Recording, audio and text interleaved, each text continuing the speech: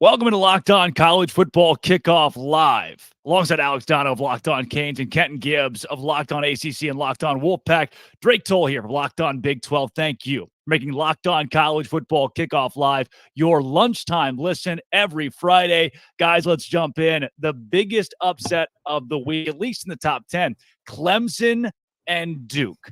You might remember that I said if Clemson loses to Duke, I would cut off. I think it was my left. Kenton, was it my left pinky toe?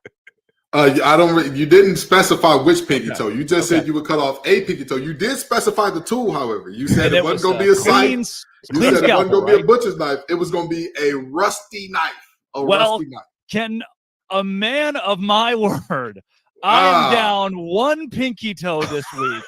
After saying, and I don't know how many toes I'm going to, well, actually I do. I have 10 that I can give away this year, but I'm down one after week one. So I'm going to have to start limiting my toe talk. Clemson, Kenton, gets just mauled by Duke. And Dabo Swinney says in response, I like what our offense did. If we do it every week, we go undefeated. I'm not sure what Dabo is on.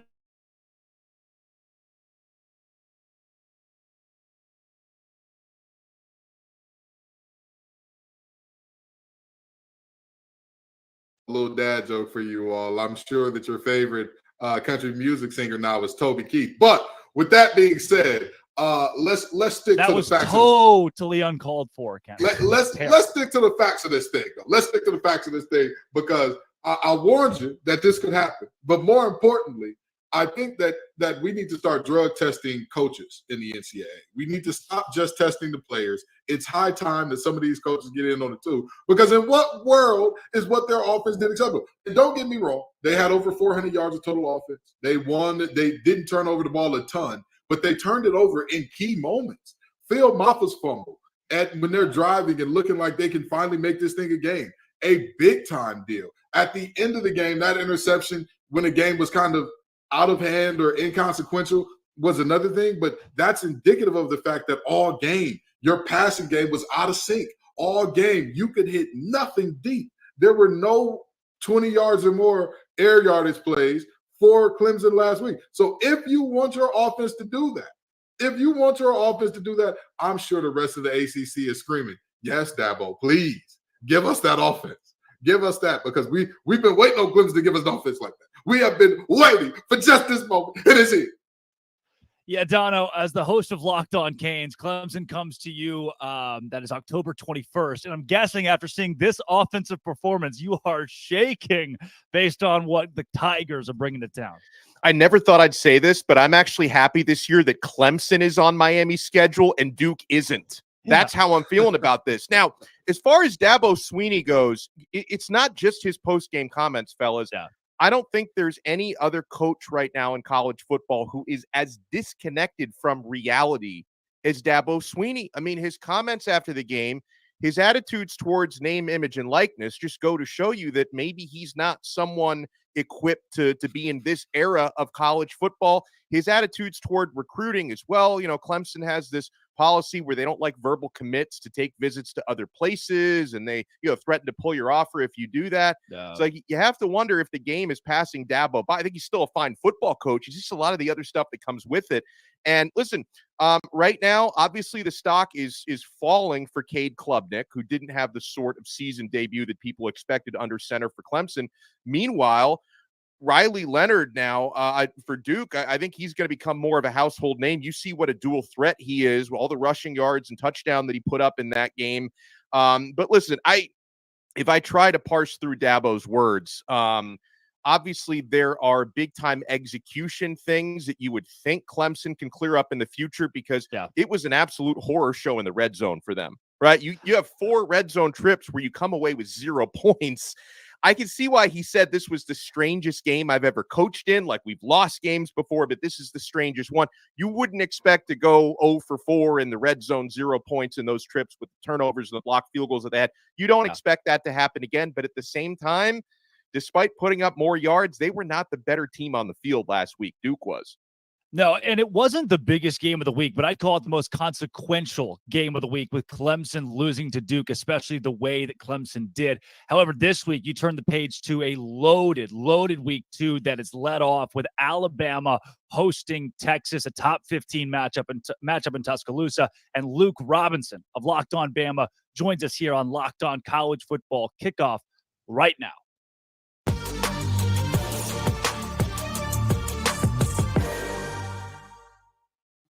Luke, my man, Alabama and Texas. Last week, the Longhorns were sloppy against Rice. Alabama took care of business. Jalen Milroe, the new quarterback, stepped up big time and showed that, hey, there's a new signal caller in Tuscaloosa. How did you grade his performance, and is that good enough to beat a Longhorn team at home this week?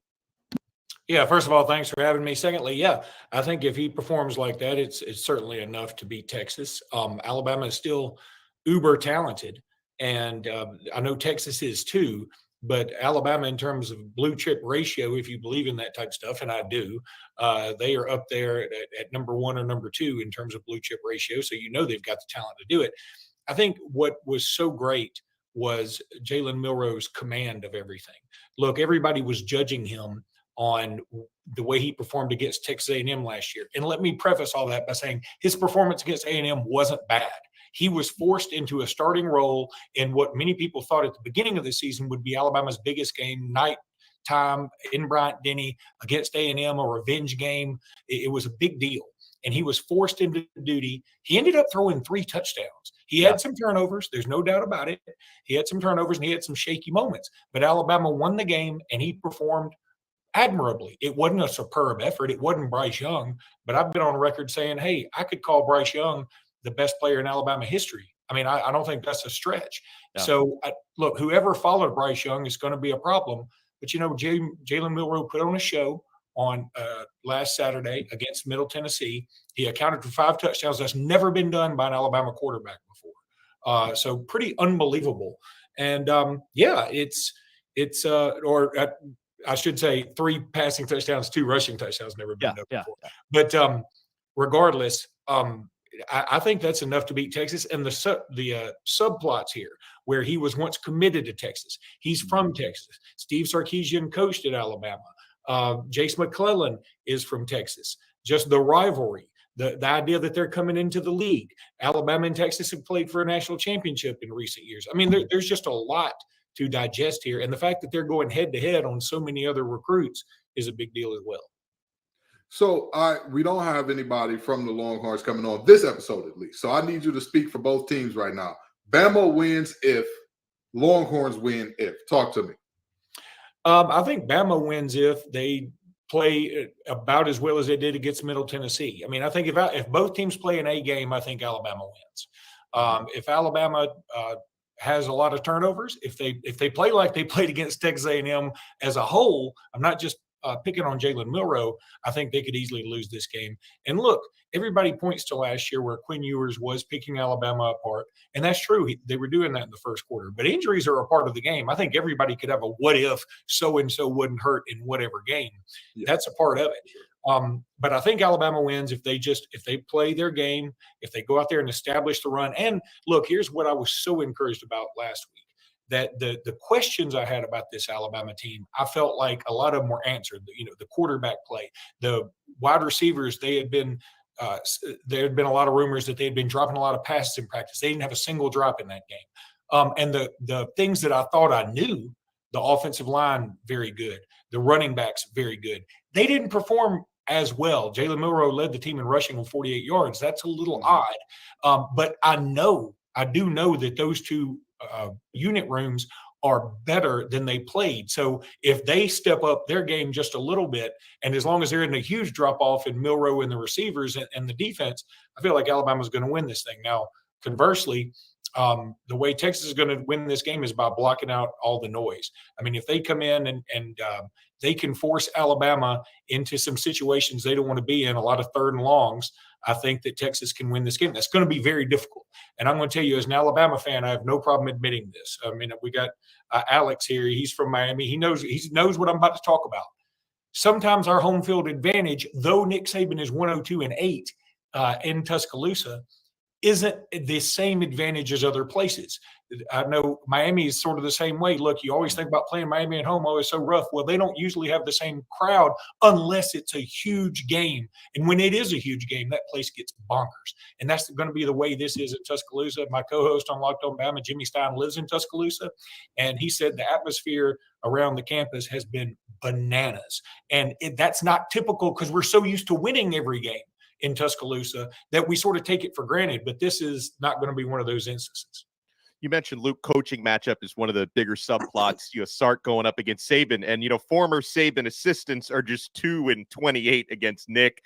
In this case, it's obviously an interesting one because Sark is an offensive guy. Saban's focus is more on the defense. So, how do you think Steve Sarkisian is going to try to attack Bama's defense? Because if nothing else, he probably knows, which plays Saban doesn't like going up against in practice. Yeah, I think look, Texas needs to try and take some deep shots. I think that's the way you can really mess Alabama up a little bit. I think that you can get in their heads defensively if you can take some deep shots.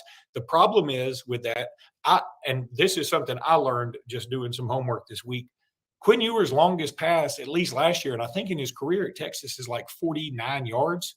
And that just seemed crazy to me. I mean, because you think of Texas, you think of them with Quinn Ewers and having Xavier Worthy and all these other superstar receivers, you think they'd be throwing 80-yard bombs every game. And that's not really what they do. So it's just a little bizarre to me. But I think that, look, everybody seems to be so scared of Kool-Aid McKinstry. And they should be. He's the best defensive back in college football, best cornerback in college football, if you ask me. Now, but I think what you have to do is say, I'm going to go right at your best, and I'm going to see what he's got. And look, it may not work out. That may not be the best thing. But if it does work out, and if you can get ahead of Alabama by, say, 2 scores and sort of keep it that way for a while and force it where Alabama's going to have to go more into a passing game, and especially an intermediate passing game, because Jalen Milroe, 2 of his completions, he didn't have a lot of incompletions last week, but 2 of his incompletions were in that intermediate stretch, and he didn't throw a lot in that window. He either went deep or he went kind of short, or he took off with the ball. So if you can force Alabama to try and go to that intermediate passing game, I think that's huge for Texas.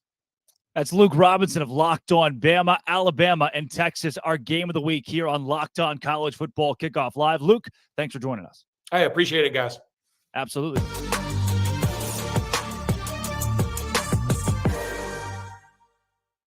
All right, boys, that was the game of the week this week. Last week, it was TCU and Colorado. We didn't know what was going to happen in that. You had LSU and Florida State, and then obviously that Duke and Clemson game. But we honed in on how Colorado was going to get dominated by TCU, and we were a little bit wrong. Kevin Borba of Locked On Buffs is going to join the show.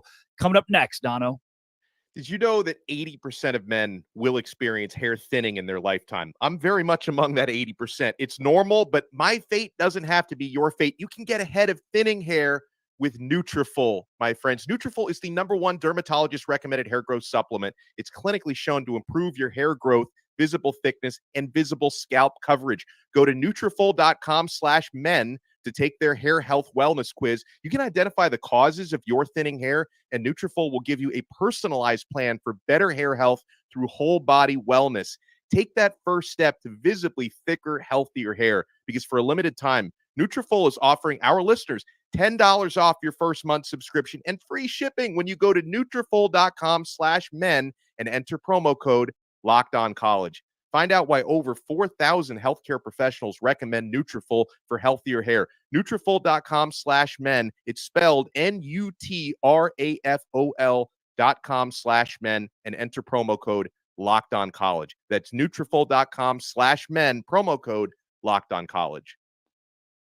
Believe it or not, 2 weeks ago, I was as bald as Dono. Dono took the hat there. I was wearing hats all the time, and then bam, Nutrafol. Look, another guy who's in that same boat, Locked On Buffs, Kevin Borba. You're going to see it. You're about to see it. He is right now with one of our biggest upsets last week.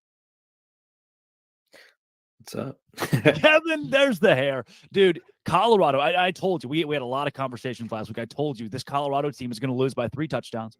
4 touchdowns, maybe more against TCU. But what blew me away is that Deion Sanders took 70-plus curated players from the transfer, not random guys, curated players from the portal, and won. Have we entered the era of AAU in college football? as displayed on Saturday by Colorado? I'll say people will try it, but I don't know if everybody has the effect that Deion Sanders does. I think there's probably maybe 10, 15 coaches in college football that could realistically empty out the cupboard and then restock it with as much talent as he did. And I don't know if those coaches would even want to do it. I think it'd be like Kirby Smart, Nick Saban. If Dabo Swinney ever wanted to touch a transfer portal or acknowledge that it's real, maybe he could do it. But I don't think everybody could do it. I don't think it's something that applies to everybody. I know Texas State kind of did it. But again, it's really not one size fits all type of thing. And so I think having Coach Prime is kind of the main factor that a lot of these kids went there. Well, Kevin, I want to give a nod to Coach Prime right now because I bought receipts too, baby. Of all the folks on Locked On College Football Live, who was highest on the Buffs? I was. I believed in the Buffs. I said that their ceiling was higher than what everybody else believed. So, Coach Prime, I believe. Okay, I don't have nobody else tell you. I believe. Now, with that being said, Kevin, what do you think is the balance between the coaching and the talent that created that upset? Because me personally, the more I watch film on that game, the more I say these young men were exceptionally coached. This game was schemed up perfectly. Prime beat Sonny Dykes in the chess game of football at multiple points. That's what I was seeing on tape, at least. So tell me, what do you think is the balance there? Yeah, I think I'd probably go 60-40. Honestly, I think the schematics are great. I've never seen an offensive coordinator receive as much hype as Sean Lewis did, but he deserved all the praise. Every play he drew up was to perfection. It seemed like he would just take a look at the defense and be like, okay, we're running this. And then it would be wide open. Every single time is kind of what it felt like. I think Colorado scored just about every time they touched the ball. So you have to give him props where props is due. But then you have to look at plays where I think it was like 4th and long, whatever that, I think it was 19. And Shedeur Sanders scrambles a little bit and delivers a strike. Or you have to look at the throws that he made down the field. His deep ball, I think, and I'm starting a little petition for this, so if you guys would like to sign, I think Shedeur Sanders throws the best deep ball in college football, or at least one of them. And we saw it on multiple occasions. He would hit guys down the sideline in stride. You guys had your previous guys was talking about Quinn Ewers. Quinn Ewers hasn't been able to hit the deep ball in his college career. Shedeur Sanders has already shown that he throws arguably the best deep ball in college football. And so I think the coaches deserve some praise, but the players executed. You can only call things that they can execute. And so I think everybody deserves a lot of praise.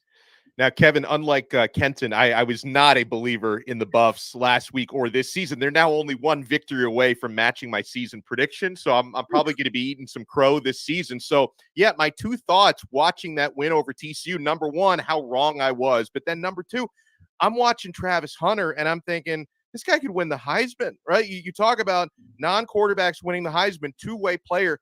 Hunter played 129 snaps last week. Can he keep up a pace like that through 12 games? Yeah, that was kind of my biggest question too, because I think it was somewhere in the first half. He seemed a little tired, or maybe just wasn't making the plays that he dropped a diving touchdown. Something else happened where all my friends and everybody who was watching the game as well was like, is he tired? And I was like, it kind of looks like it. But after the game, he said he could play another game that day. So I think it's just a matter of keeping him fresh at all times. I don't know if they're going to try to keep him out for all 150 snaps every single game, but why would you not? If he says he's ready to go, I think you got to trust him. I think he's a playmaker. He's a difference maker. I think the biggest play that stands out was a diving interception. I saw somewhere that he covered about like 6 yards on that play where he dove to catch the ball. And I think when you look at that play, you're like, why would Chandler Morris throw it that way? Well, Travis Hunter was nowhere near where Chandler Morris was trying to throw it. That's just how quickly he covered ground. And so Travis Hunter needs to be on the field as much as possible. I do think the Heisman hype is legit. If he plays like this every week, I don't see why he shouldn't at least be in New York at the very minimum. I don't think we've ever seen someone who has this kind of effect on both sides of the ball. His stats for receiving have already essentially surpassed Charles Woodson. If everything goes right, he'll pass Charles Woodson by tomorrow. So Travis Hunter is that guy, and it's only been 13 days of college football. Yeah. So do we go with Travis Ohtani or do we go with Shohei Hunter? Which one do you prefer? That's a good one. I like Travis Ohtani. Got to get the first name in there. Gotcha. Okay. I love it. That's Kevin Borba of Locked On Buffs. Borba, thanks for joining us. Thank you. Guys, to the rest of the desk, a Colorado win that to me proves the transfer portal's right there. You see Texas State do it with 53 transfers and beating up on Baylor, and Colorado gets TCU. There have been teams who have tried this AAU style, and now it's coming with more success. Dono, to me, I would rather have 30 juniors from Western Kentucky as opposed to 30 four-star freshmen coming out of high school. Where do you sit here? Well, I'm with you because any coach I talk to agrees with you. Experience in this game is so important. And again, Colorado just had so many. They have so many. I didn't think they'd be able to put it together as quickly as they can. That's a testament to coaching, right? I mean, Coach Prime and his staff, you've got to get everybody in sync and running in the same direction. And they clearly were able to do that throughout spring and fall. I mean, probably a lot of the guys that came in weren't even there for spring football. They added some more before fall camp. So it's a pretty impressive undertaking. But I think sometimes people undervalue the idea that if you have a team that's laden with juniors and seniors, even if they come from smaller programs, even if they come from, Jackson State, obviously a lot of guys who came over with Deion, that it's just such an advantage instead of having to rely on some 18-year-old true freshmen and redshirt freshmen to be able to have a team with more experience like that. And I think this is a great experiment. I think others are now going to try to overhaul the roster the way that Prime did and probably not find the same kind of immediate success because it is such a difficult potion and balance. But this is definitely a powerful example of how that can work in this era. Kent and I was shocked when Prime pointed out a beat reporter after the game and said, "You didn't believe in us." And there was a long pause, and he said, "You still don't believe in us." Kenton, you were the only semi-believer last week of this panel. I don't think you had Colorado going to the playoff or even putting on that kind of a show. Did they still impress you despite the expectation you had? So here's the thing. I still don't have them as a playoff team. Now that I will not go that far. I will be on there right now as saying, I don't think that their defense is quite there yet. I don't think they're quite there in the trenches. But with that being said, I expected that game to be closer than what most people were saying. I expected it to be closer than 3 touchdowns. And I'll tell you this much. TCU last year lived on the edge with that. Hey, we're going to give up a ton of points, but this is a Sonny Dykes-led team, and Sonny Dykes ain't never had a problem scoring the football. That's never been a thing that you look at with a Sonny Dykes coach team and say, man, they could just get into the end zone. They'd be great. Never. So, them putting up the performance that they did offensively and winning this game, that was a little surprising to me. But I want to touch just for a second on what y'all were talking about with the transfer portal versus the high school players. The player that scored 4 touchdowns out of the backfield for them, Dylan Edwards, a freshman out of high school. This thing is more art than science. There is no precise balance to say like, hey, I'd rather have this than that, or this is the way to do this thing. Because, I mean, if you look at the programs that are having the most success by far and wide, right, it's not that AAU style. It's a mix between, yes, we do have a bit of a farm system in it. Hey, you're the best player at Kent State. Come on down here to Alabama, brother. We got big-time football for you to play over here. And also saying, hey, we're also going to get the best players out of high school. We're going to get every 5-star we want. And when we don't, if that 5-star don't pan out, brother, we'll get rid of you and go get that wide receiver from Washington State who's begging for a quarterback who can throw the 40-yarder. Let me just add in one thing also about this game, just to be fair, because, of course, the way Colorado did it, they look so flashy. And now, their home opener is going to be lit against Nebraska this weekend. So, all the narrative has been praising Deion and praising Colorado. They deserve it, okay? But on the flip side, did anyone tell Sonny Dykes you are allowed to play defense, right? Because that was one of the more ghastly displays defensively. And what got me thinking about that was Kenton hit the nail on the head when you talk about these, last year's TCU as Sonny Dykes team. You think we're going to outscore whoever we play. Okay. Well, at some point you've got to stop somebody. And I know their defense was better last year en route to the college football playoff final. So I'm also going to be watching TCU for the rest of the season with a fine-tooth comb to see if their defense doesn't get better, because that was pretty embarrassing. Were they better last year? Were they? I'm not sure. Defensively, yeah. I think so. Gave up 34 to SMU, 31 to Kansas, 40 to Oklahoma State. Hodges Tomlinson, though, was maybe the best guy in the secondary in the country. And listen, they had pieces that were good. As a collective last year, that defense was living on the prayer. I don't want to sing because I remember last week they got on me for singing, but I was going to sing we're halfway there. But them boys were really living on the wing of the prayer in terms of defensively last year at times. So that's just my thought. I don't want to go too deep. Yeah, it's funny that TCU hires a guy with the last name Bryles and loses the first game with him on the sidelines. Karma is real, and it starts with Bryles. Guys, I look, playoff conversation is way too early here. It's September, but did you know only one team has made the playoff with a September loss, and no team has done it while going 0-1 in week one? Certainly not a good sign for Texas Tech. Red Raiders losing to Wyoming on the road. And for Oregon, you can't afford a loss outside of Pac-12 play when you're in a conference like the Pac-12. How will this game play out? Oregon and Texas Tech. Spencer McLaughlin of Locked On Ducks and Chris Level of Locked On Texas Tech got together to discuss.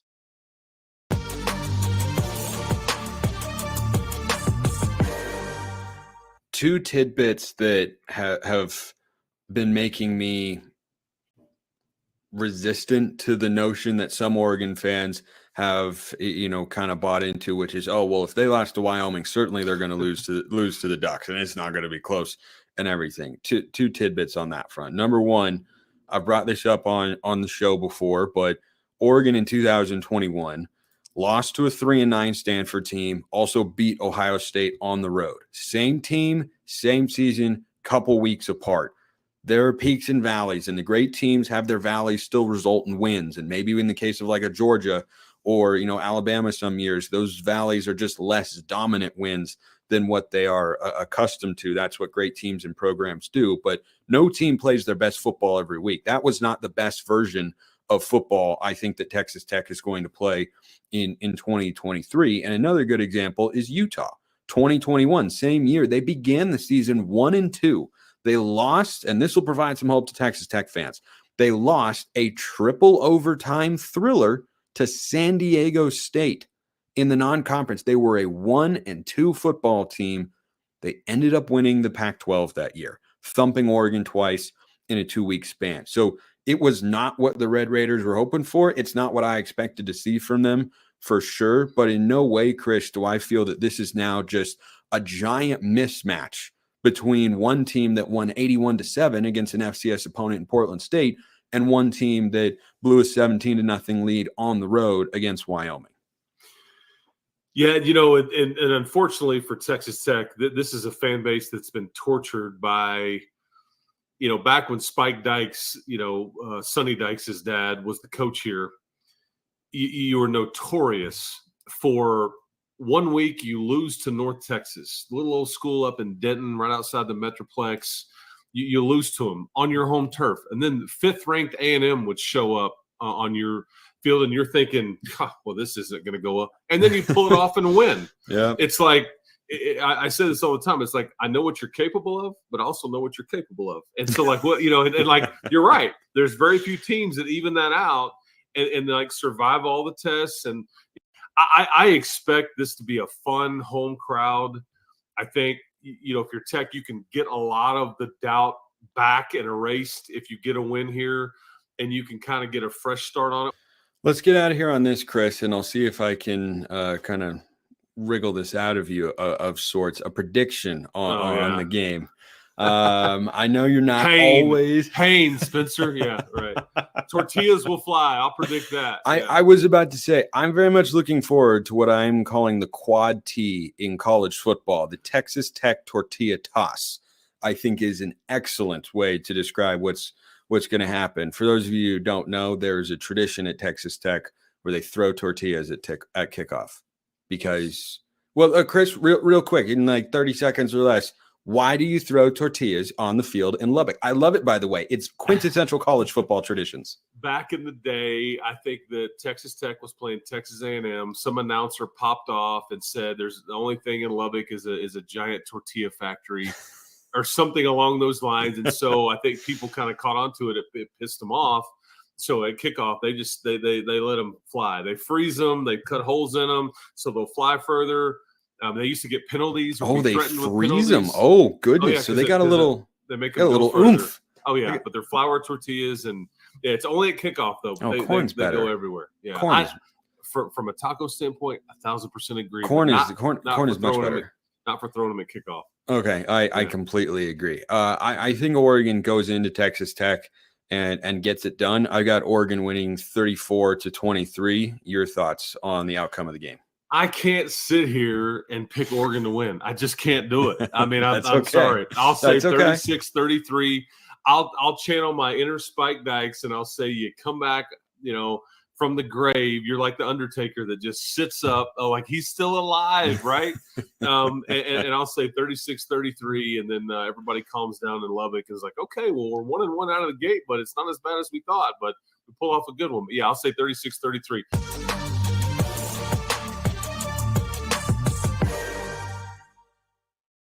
Boy, when 50% of your conversation is about tortillas, their history, and how to freeze them, you're in for an invigorating matchup this weekend. Glad that we got the insight from those two guys. And coming up, we've got Conference Confidential, where we'll take you all across the country to find out which games are the biggest. And stick around for Sell Me Why right here on College Football Kickoff Live, Dono. Buying last-minute tickets to sporting events should not be stressful. Folks, I've been buying tickets day of events at Game Time. Flash deals and last-minute tickets, they've got the best ones at Game Time. Easy to find and buy tickets for every kind of event in your area. That includes concerts. I'm taking my son to Disney on Ice tomorrow. Got my tickets at Game Time. Forget planning months in advance. Game Time has deals on tickets right up to the day of. Get those exclusive flash deals, and the Game Time guarantee means you'll always get the best price. If you find tickets in the same section and row for less, Game Time will credit you 110% of that difference. So download the Game Time app, create an account, and use code LOCKEDONCollege for $20 off your first purchase. Terms apply. Again, create an account and redeem code LOCKEDONCollege for $20 off. Download Game Time today. Last-minute tickets, lowest price, guaranteed. Dono, I had no idea you were taking Dabo Swinney to Disney on Ice this weekend. There are so many games around the nation that stand out in week 2, folks. Let's get some more insight into the biggest games from our biggest conferences in this week's Conference Confidential. We start with Craig Sheeman of Locked On Big Ten.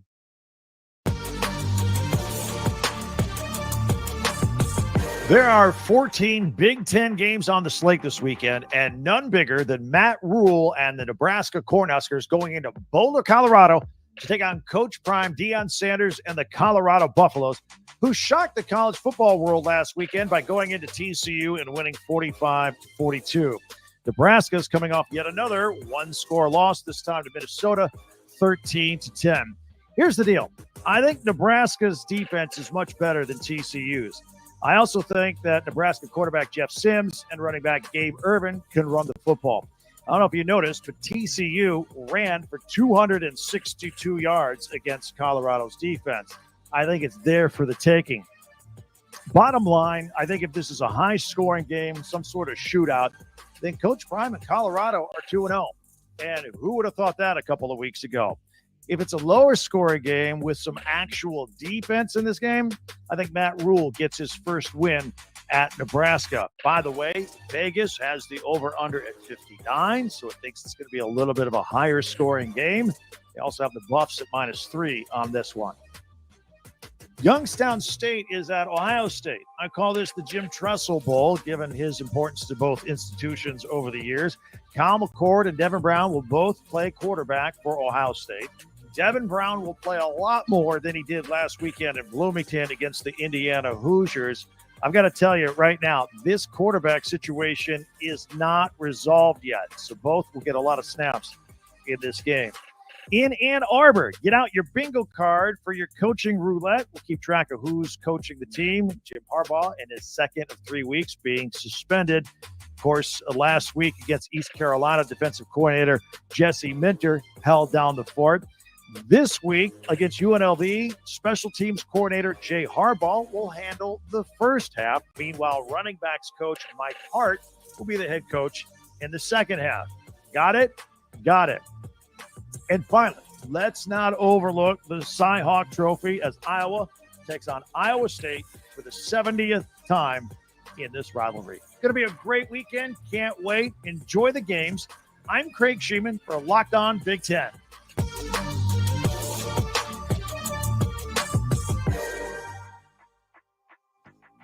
Week 2 in the college football world is upon us, and all eyes will be on Boulder, Colorado, as the Cornhuskers of Nebraska travel to take on Deion Sanders and the Buffs. Spencer McLaughlin here for Locked On Pac-12. A lot of great games across the Pac-12 non-conference slate this week. A lot of big opportunities, but perhaps none bigger than the chance for Colorado to progress towards a 3-0 start before conference play begins on September 23rd at Oregon. They host USC the following week, and they have a chance to show that week 1 wasn't a fluke, that TCU isn't a pullback team in a major way, but that Colorado is just that good. Shedeur Sanders set a school record in his first game as a Buff with 510 passing yards. He was darn near flawless, throwing 4 touchdowns, no interceptions, executed the offense at a really high level. Thing to watch in this game is Nebraska's offense against Colorado's defense. The Buffs allowed 42 points and needed 2 red zone turnovers of TCU in order to hold them to 42 points on the road. A Nebraska offense, meanwhile, that managed just 10 points against Minnesota in week 1. Is a weakened Buffs defense going to be exploitable for what appears to be a weak Nebraska offense? Or is the Buffs defense going to make strides from last week, their offense perform at a high level, and they end up winning the game? It's going to be a thriller either way. The home opener for Coach Prime was always going to have a lot of interest and hype and intrigue. And somehow with that week 1 win at then 17th ranked TCU, Colorado has upped the ante on how excited and interested we all are to watch the Buffs play in front of their home fans at Folsom Field this weekend. Don't sleep on other games across the Pac-12 like Auburn and Cal, Oregon, Texas Tech, Utah, Baylor, and how about Arizona State? Just a 3.5-point underdog against Oklahoma State. Something smells a little bit fishy there, but should be a really, really good week in the Pac-12. And definitely don't forget Washington State hosting Wisconsin. A lot of great games and a lot of great opportunities for the Pac-12 as they look to stay undefeated in the non-conference slate in week 2.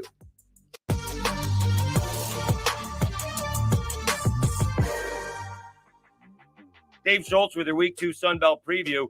Much better matchups across the board in the Sunbelt for Week 2. In fact, you have a conference ball game, the Louisiana Raging Cajuns taking on ODU in Norfolk, Virginia. First time these two schools have ever met. But the big matchup is Appalachian State going to Chapel Hill to take on Carolina. This is a rematch in last year's crazy ball game, 63-61 Tar Heels.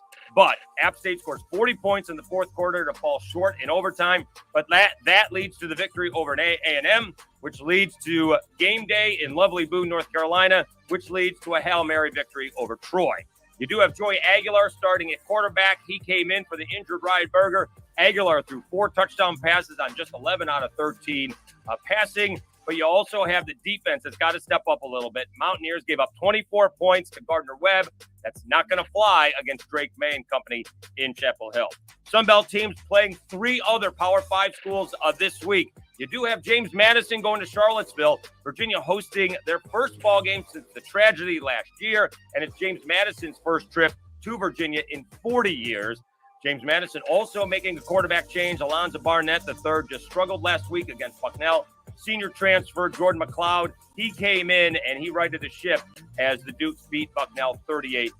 You got Troy going up against Kansas State, and the Trojans, the defending Sunbelt champions, they struggled, giving up 30 points to Stephen F. Austin. They're going to have to do a much better job to shock the Wildcats. And then you got Southern Miss. Poor Golden Eagles, or look at it as a great opportunity. They get to go to Tallahassee to take on Florida State. The Seminoles destroying LSU in the second half. And can the Golden Eagles and the Fighting Will Halls pull off a shocker? The other big ball game in the Sun Belt, you got Texas State. The Bobcats upsetting Baylor. They're going into UTSA to take on the Roadrunners. If Texas State beats UTSA, do they start 4-0? They got Jackson State and Nevada coming up. My goodness, G.J. Kinney is shocking the Sun Belt immediately. That's your Week 2 preview in the Sun Belt. I'm Dave Schultz. Enjoy the Sun Belt football.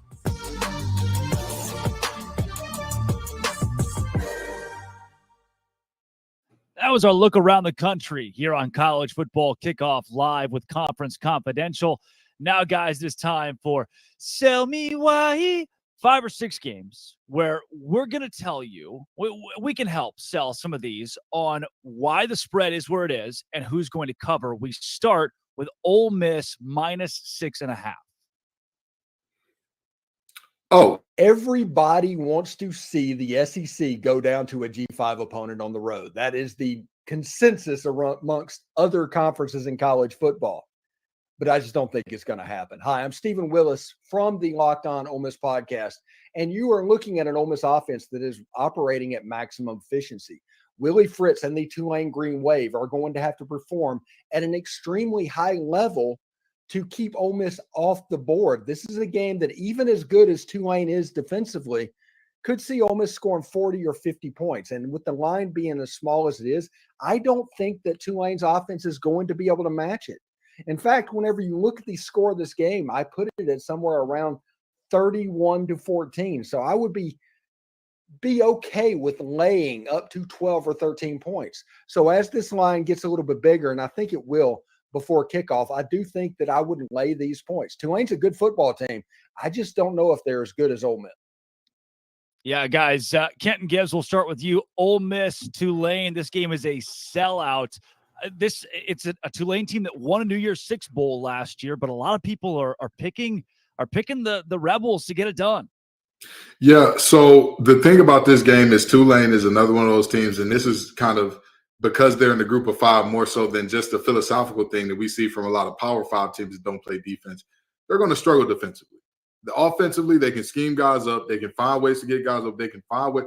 I enjoy watching Tulane's offense because whatever they want to do, they find ways to effectively do it. If they want to get the ball to the perimeter in terms of the running game, they find a way to do so. If they want to scheme up, hey, we're going to keep hitting you laterally until all of a sudden you got two high safeties and now we can gas you vertically, they're going to do it. And so I could see Tulane saying, hey, not today.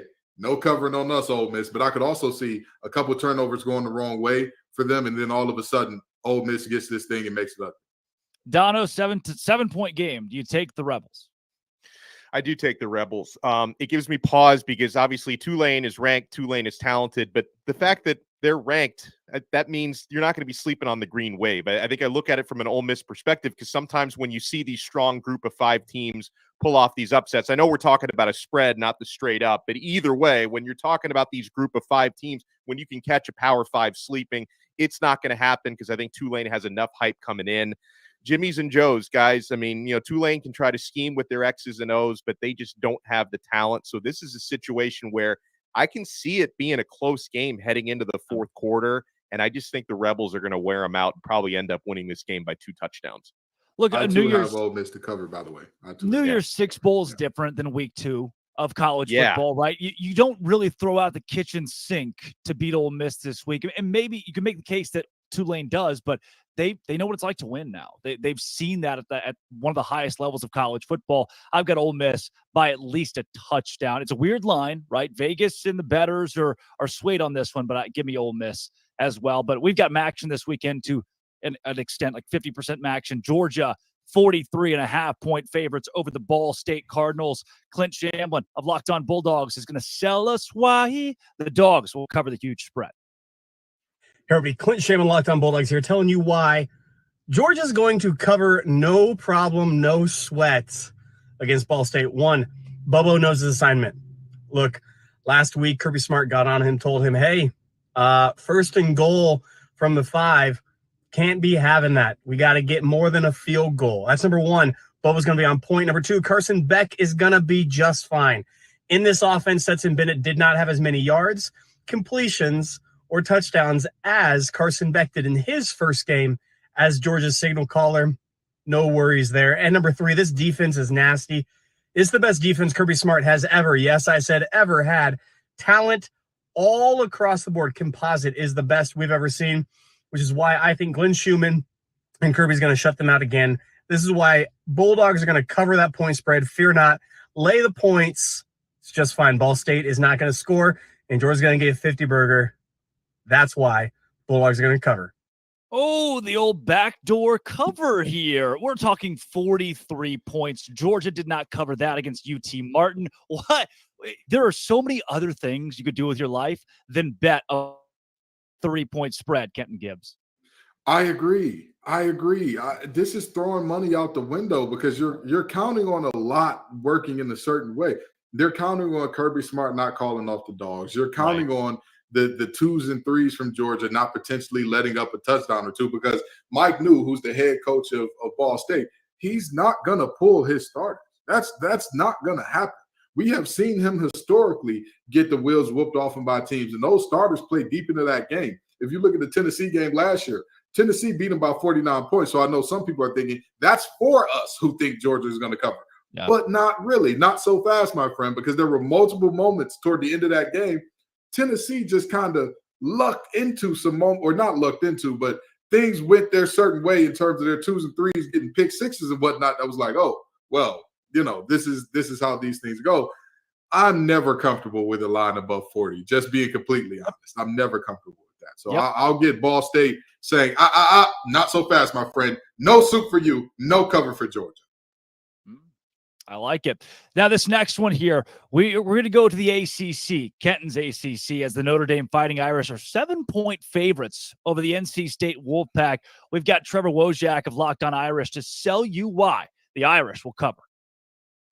Hey, college football fans. I'm Tyler Wojak, the host of Locked On Irish for the Locked On Podcast Network. Today, I'm here to tell you why Notre Dame is going to cover the 7.5-point spread on the road against the NC State Wolfpack. Like always, it starts with the quarterback, and Sam Hartman has been practically unstoppable in his first 2 starts for the Irish, leading the offense to 11 touchdowns out of 12 total drives. I expect him to exercise some demons against NC State and have a big game on Saturday in Carter Finley Stadium. But it's not just Hartman, though. The Notre Dame defense has been stout, and they have yet to give up a touchdown through 2 games, albeit against pretty weak competition, but still, they have been really good so far. And I believe this is the first big test for Notre Dame this season, both offensively and defensively, and I'm confident the Irish are ready to rise to the challenge and get a statement win on the road against NC State. Our very own former NC State defensive tackle, Kenton Gibbs, go. Y'all are going to call me a homer. People are going to call me everything but a good Christian. They're going to say that I'm imploring people to give away money. But here's the deal. The Wolfpack and the Golden Domers have played 3 times.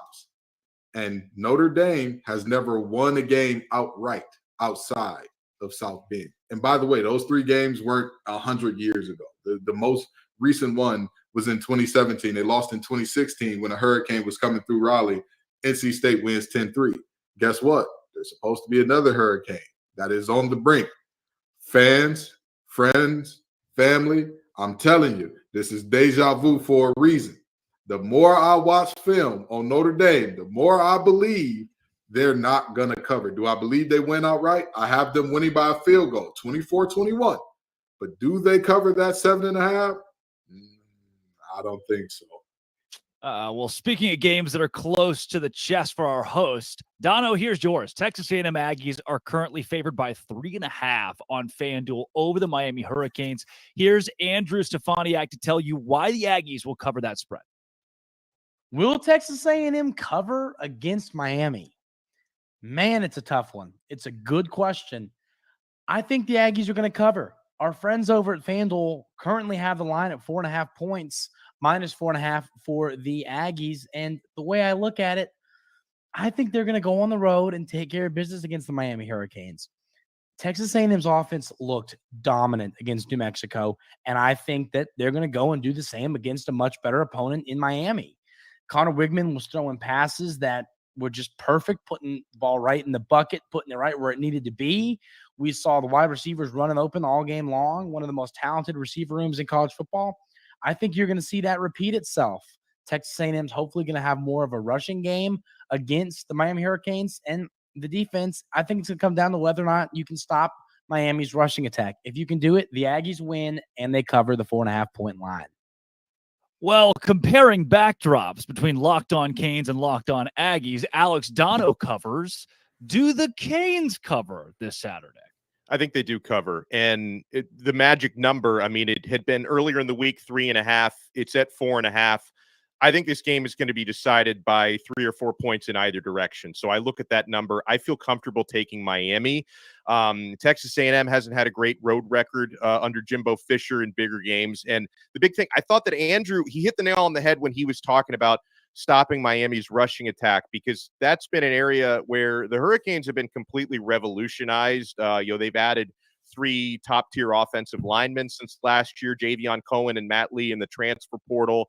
It's funny because the Hurricanes actually have a true freshman starting at right tackle, and normally you'd say that's kind of a liability, but in the case of Francis Maui-Noa, former 5-star recruit out of IMG Academy, he's been blowing everybody away so far at his time at the U. And most importantly, Miami can basically go 4 deep with starting caliber running backs. And this is a time in the season when everybody, at least all those 4, are still healthy right now.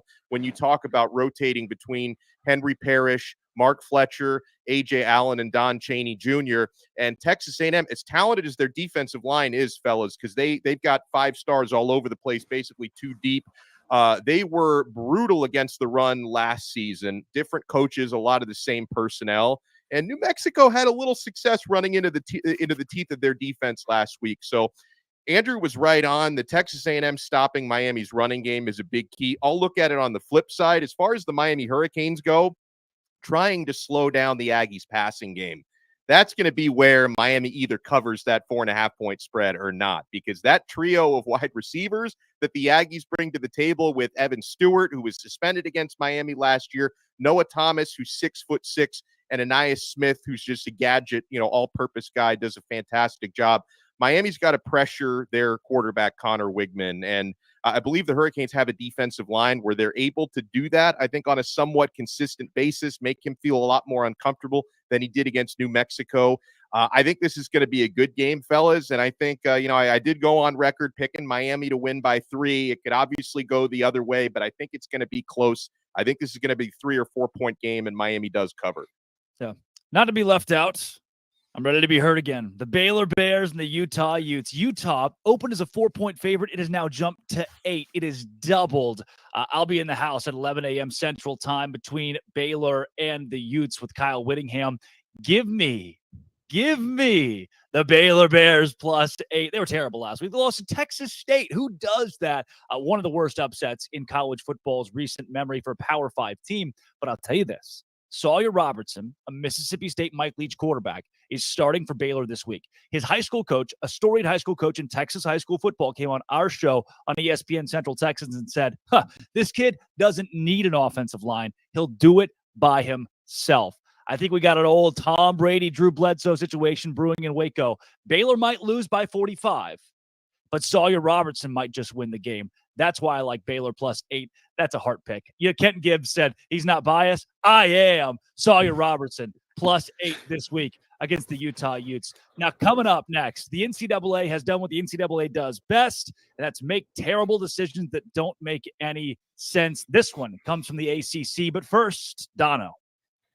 My friends, hair thinning does not have to be your future. Your fate doesn't have to be mine, guys. If you're tired of weakening or thinning hair, do you want to reach your full hair potential? Leading hair growth supplement Nutrafol helps improve your hair growth, visible thickness, and visible scalp coverage as well. Nutrafol is the #1 dermatologist recommended hair growth supplement, and it's clinically shown to improve your hair growth, visible thickness, and visible scalp coverage. Take the first step to visibly thicker hair and healthier hair. For a limited time, Nutrafol is offering our listeners $10 off your first month subscription and free shipping when you go to Nutrafol.com/men and enter the promo code LOCKEDONCollege.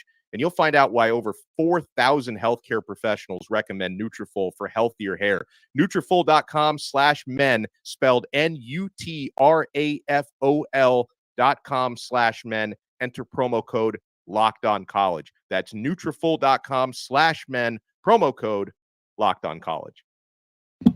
Slowly approaching the noon Eastern hour here. This is Locked On College Football Live. That's Alex Dono. That's Kenton Gibbs. I'm Drake Toll, breaking down everything from last week in college football and everything coming up this week. Now, one of the biggest storylines from the NCAA in their very finite wisdom, they have denied UNC wide receiver Tez Walker his eligibility for the 2023 season, and Mac Brown was furious, rightfully so. Somebody else who's also not very happy about it, Isaac Shade of Locked On Tar Heels. We'll take you there now. Breaking news. The committee reviewing UNC wide receiver Tez Walker's case has voted to deny the reinstatement of his eligibility, meaning that Tez Walker will not play for North Carolina this season. This comes a day after the NCAA's tone-deaf tweet about supporting student athletes in their mental health.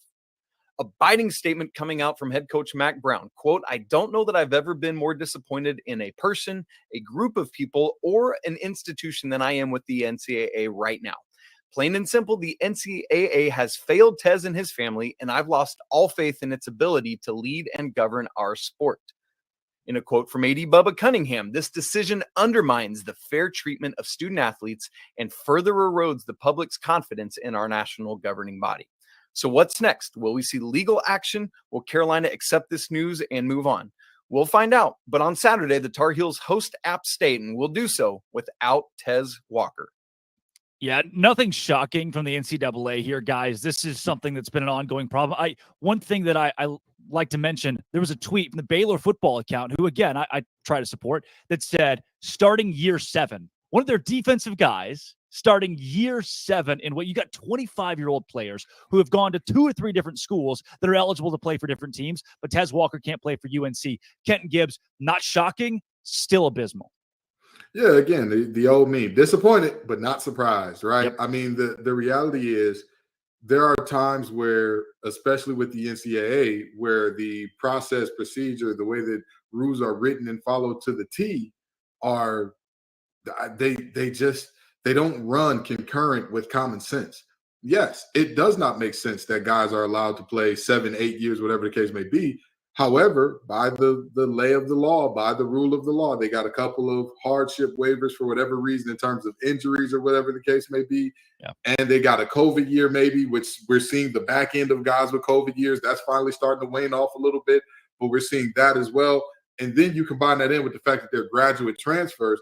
Graduate transfers have an entirely different ball game in terms of where they can and can't go and how they can move than undergrad transfers. But in this Tez Walker situation in particular, the thing that I find so abhorrent about this, so disgusting about this, is the fact that his first transfer was away from a school that didn't have football that year. No, he committed to North Carolina Central out of high school. They canceled their season because of COVID.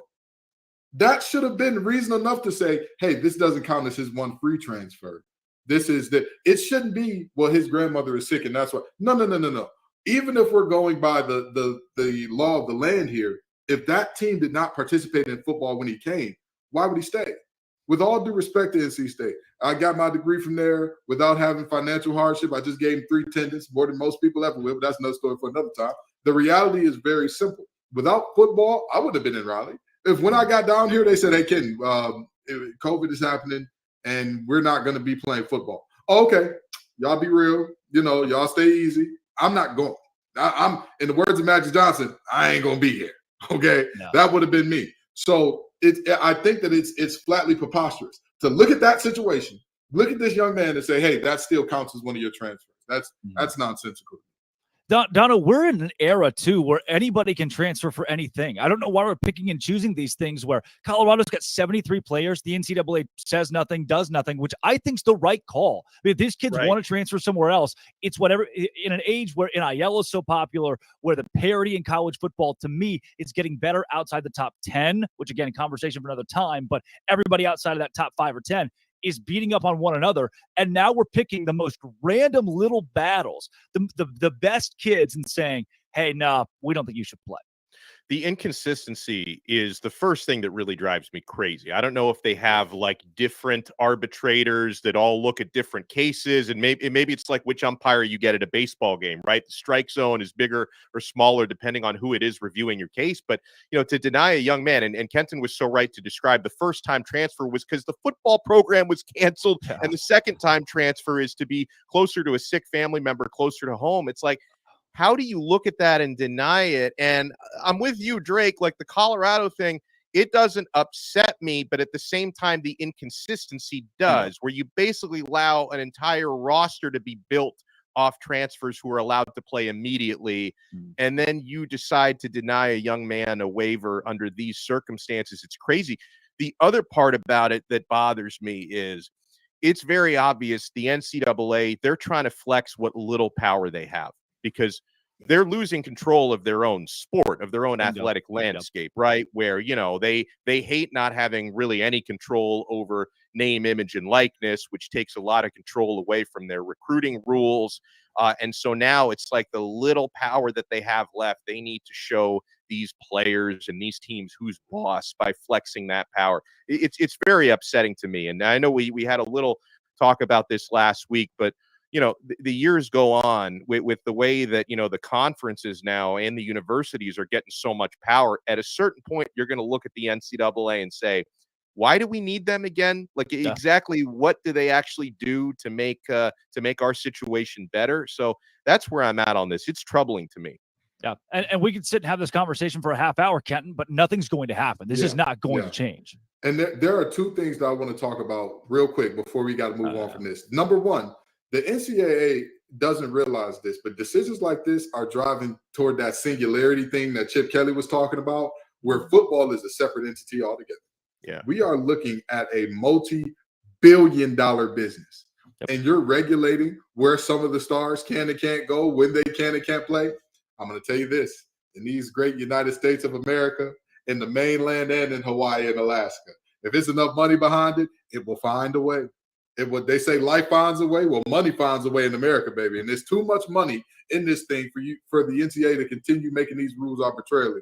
And second of all, I'm going to say this, and this is the NC State and me talking a little bit, and I'm going to be 100% honest about that. It is not right the way that this has garnered not only national, but the way that this has been treated locally. The way that we have the governor writing letters to the NCAA, the way that it's one of the biggest stories that's leading the sports block on the Central North Carolina news stations and all that. Where was this energy for the other players in the state who had similar situations? When Chandler Zavala of NC State was told that he wasn't going to be able to play, and he had only played 3 games and got hurt and didn't get an injury waiver, which literally the injury waiver says if you play less than 16 quarters of football. Now, maybe it's just me. The 3 games that he did play, none of them went into overtime. We didn't get free football. So I don't understand how 4 times 3 became over 16. The governor didn't write a letter for him, but he did for Tez Walker, who went to his alma mater. I didn't see WRAL breathing down people's necks to talk about that. I didn't see none of the news stations, ABC 11, WTV, I can't remember the other one, WNCN. Nobody was here talking about that. Cam Hayes going to ECU. Nobody's talking about that. Cam Woods going to NC State. Nobody's talking about that. And those players are in very similar situations where they're not going to get waivers either, most likely. And for whatever reason, Tez Walker seems to be the spark plug that has got everybody around the nation swept up and wrapped up in it. Things that make you go, Yeah, he can't be the only one at this point. It's they're so, and you mentioned it in the very state. But look, while they're not covering, Locked On College Football Kickoff Live is covering it. And Kenton, you mentioned this is you and Dono both a multi-billion-dollar industry that we're talking about now, and one of the biggest brands in that, the Texas Longhorns. One of the other biggest brands in that, the Alabama Crimson Tide, and they're taking on one another in Tuscaloosa this week. We heard the Bama side, but apparently this isn't your dad's Nick Saban. It's not the Crimson Tide we're used to. Let's get the other side of this game.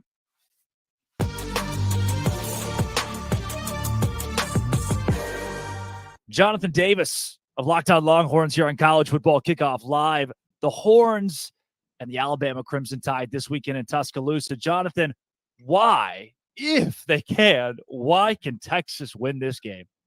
Because I think you're going into Tuscaloosa with a team that can match the talent level of the team you're playing, the Alabama Crimson Tide. And I think Steve Sarkisian said it perfectly in his media availability. You have to go in there and beat the 2023 Alabama Crimson Tide, right? You're not playing the Alabama Crimson Tide of the last 17 years, or the Nick Saban of the last 17 years, all of those coordinators and all of those players that have made, Alabama the class of college football. And I think when you look at this team, they're strong in the trenches. Obviously the offensive line didn't look great against Rice, but, they certainly have the talent to go into Alabama and, play really good football on the outside. They have a ton of weapons at, wide receiver and tight end. They have a really good running back room, and that defense, although the offense didn't look great against Rice, the defense looked ferocious. So I think you have a ton of talent on this Texas football team. You have a great coaching staff, and you have a team that's eager to win a big game like this and put themselves back on the map as a program. And so that's why they can go into Tuscaloosa and get the win, because they have a ton of talent and a team that's hungry and ready to put themselves back with the blue bloods at the top of college football.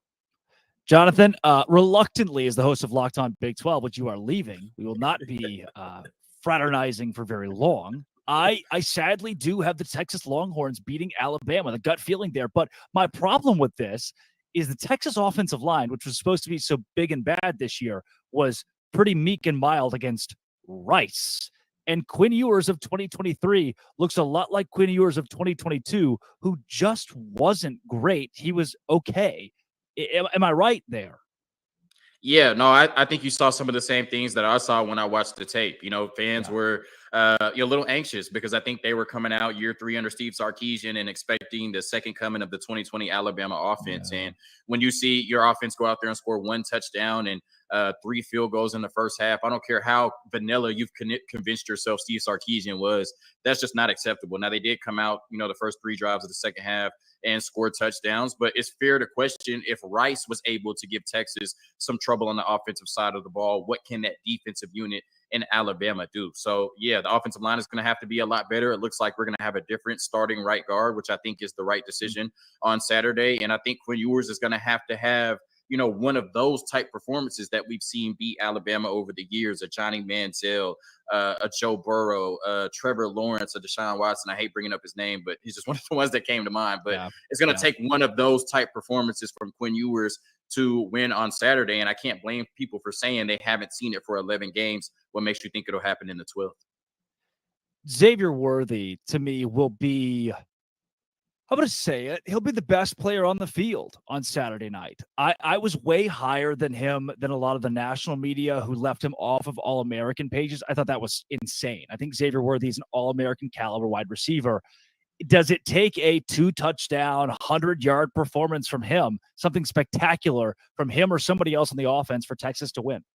Absolutely, yeah. And I think that, you could say it's going to take a great performance from the running backs, but when you look at Bijan Robinson and Roschon Johnson not being able to run the ball on Alabama last year, it's hard to say, okay, well, Jonathan Brooks and Cedric Baxter will, right? When we know how much talent, Bijan Robinson has. Like I said, I think it's going to take a Heisman type performance, a generational, legendary type performance from Quinn Ewers. And if he's doing that with his arm, that means somebody has to be doing it catching the ball. And I think Xavier Worthy is the most likely candidate for that. We know in Steve Sarkisian's offense, he wants to stretch the defense. He wants to get down the field, and nobody does that better probably in the entire conference in the Big 12 than Xavier Worthy. So I think that, if Quinn Ewers is to have a big game and have a game capable of beating this Alabama team, then that means Xavier Worthy probably got past Kool-Aid McKinstry a few times for touchdowns. What does a win in this game on Saturday mean for the University of Texas? Yeah, I think, I said this on an episode with our Locked On SEC host and our Locked On Bama host. A lot of people in that building looking for validation, right? I think Steve Sarkisian, we know what he is as an offensive play caller and play designer, but he's kind of close to 500 as a head coach, 14-12 at the University of Texas. I think this would be his signature win. We talked about Quinn Ewers a little bit off the record, right? I think, 12 games later, we're still waiting to see what we saw at South Lake Carroll. We're still waiting for him to live up to the hype. This could be that validation for him. And for a team that is in the blue bloods, a team that you can't tell the story of college football without. The last 10 years, they have not lived up to expectations. The last 10 years, they have been the laughingstock of college football. This would validate them as being back on their way, at least, to being one of the top programs in the sport. So a lot of people in Austin, Texas, looking for validation on Saturday. And if they win, I think a lot of them will get it. You did say the word back. You slipped it in there. You put some other words around it, but I did hear the word back somewhere in your response for Texas winning this game. Jonathan, when it comes to that conversation of Texas, Texas is back if they beat Alabama. This is the best team on the UT schedule all year. That's not an argument. If the Longhorns win this game, it's at 12-0 or bust. No, I don't think if the Longhorns win this game, it's 12-0 or bust. I think you came into the season saying that you needed to win a Big 12 championship and at least compete for the college football playoff. I think, whether you win or lose this game, that goal is still in reach. And, it's hard, when you're going out there and, teams are competing against you. It's a competition and they're trying to win as well. So I'm not going to sit here and say because they beat Alabama, they should go out there and win 10 straight games, but as long as they get to the Big 12 championship game and win it, or at least put together a very good effort, then yeah, I think that's the goal at the end of the season, regardless of what happens on Saturday. And you don't want to go out there and, start smelling yourself if you beat Bama, right? Because what we've seen from Texas is the type of team that'll beat Bama and then lose to that Baylor product we saw against Texas State 2 weeks after. Jonathan, final score prediction.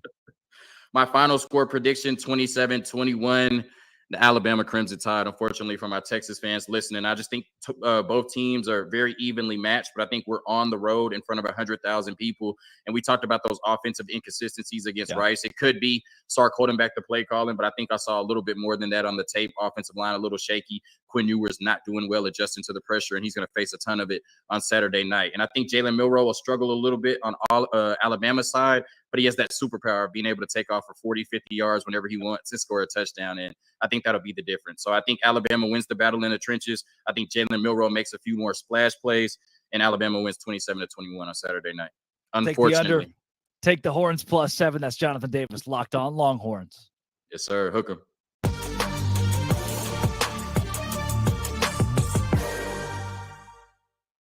Guys, quick reaction to Texas and Alabama. I think Xavier Worthy proves to be the best player on the field. Texas keeps it close, and the experience wins in the end. I have Texas taking this game by 3 points, Alex Dono. I feel crazy saying it, but I agree with you. Texas is going to win this game. You know, obviously you try not to dwell too much on what happened between the teams last year, but they've each only played one game, so it's hard not to. Yeah. Texas, since last season, has gotten better on paper. I know they were a little sloppy against Rice. They've gotten better on paper. Alabama, I think, has gotten a little bit worse on paper. And, you know, their quarterback struggles during spring and fall camp were well documented. Jalen Milroe, for as good as he played against Middle Tennessee, I'm not going to come out and say, oh, you know what, he's the second coming, everything's fixed. I think he's going to have some struggles against Texas. I think Quinn Ewers' experience, and listen, before he left that game injured last year, he was carving up the Alabama secondary. Feels crazy to say it out loud, but I've got Texas winning this game on the road. Close game, but I've got the Longhorns. Kenton? I don't know what's happening. I feel like I'm in bizarro world. The SEC is struggling.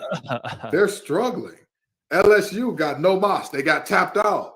You look at the USC team. Negative rushing yards against the UNC defense that couldn't stop the run with Robitussin, a COVID shot, and tissue. And that team gives you negative yards. I don't know what's happening. Now we're picking Texas over Bama. I hate to be on the bandwagon. I know some SEC folks going to be mad at us. I know Zach and Brandon are backstage saying, cut his mic. But, baby, I got to say it. Texas wins this game. And I want to say something about Texas being back. Jeez. From 1999 through 2009, Texas had as many national championship appearances as they had seasons with single-digit wins. Those 2 single-digit win seasons were 9. Folks, stop saying Texas is back until you no longer have to ask if they're back. They're not back until you don't have to ask the question anymore. If you're talking about those Mac Brown glory days, you're not back until there's no more questions. The question is, should this team be on the field with Texas? That's when you're back. That's when you're back, buddy. Well, let me add one thing in, because, Kenton, this doesn't have to be an SEC versus somebody else conversation. I mean, the SEC, they can basically already claim Texas. If Texas wins that game, the SEC can say, hey, they're going to be with us next year, SEC versus SEC. So I don't think they'll lose any sleep over that. In the words of Kobe Bean Bryant, soft. They're not yours yet. They're not there yet, okay? That's just because the marriage is arranged doesn't mean that that's your partner in the house cooking up the food, balancing the budget and the checkbook yet. They're not yours. That's the Big 12 whooping on you. Don't be soft, SEC. Don't claim them yet. They still got to pay a payout ticket to the Big 12 to leave. Don't be soft. This is SEC, Big 12. What are you going to do about it, SEC? Guys, we just all 3 picked Texas to win against Alabama on the road. They're going to pull our show before next week. All 3 of us going Texas over Alabama. Coming up next, it's another powerhouse team like Bama that still has a lot of question marks. It's Ohio State. Can they go to the college football playoff? But first, Dono. I remember when buying last-minute tickets to sporting events used to be a stressful experience. I don't know if I'm getting a deal. Am I getting ripped off? Guys, at game time, you are always getting a deal. You're never getting ripped off. They've got these flash deals on last-minute tickets. It's easy to find and buy tickets for every kind of event in your area. Sporting events, concerts. I'm taking my 5-year-old to Disney on Ice tomorrow. I got great deals at game time. Lowest price guarantee. The game time guarantee means you'll always get the best price. If you find tickets in the same section and row for less, Game Time will credit you 110% of the difference, guys. So download the Game Time app, create an account, and use our code LOCKEDONCollege for $20 off your first purchase. Terms apply. Again, create an account and redeem code LOCKEDONCollege for $20 off. Download Game Time today. Last-minute tickets, lowest price, guaranteed. Wow, Dono, I didn't know you're taking Billy Napier to Disney on Ice. That's awesome. Guys, Hi, Billy. He's coming with me. Last week it was USC. This week it's Ohio State. We're talking playoff contenders, but a whole new look for Ryan Day's squad. Let's get a closer look at Ohio State.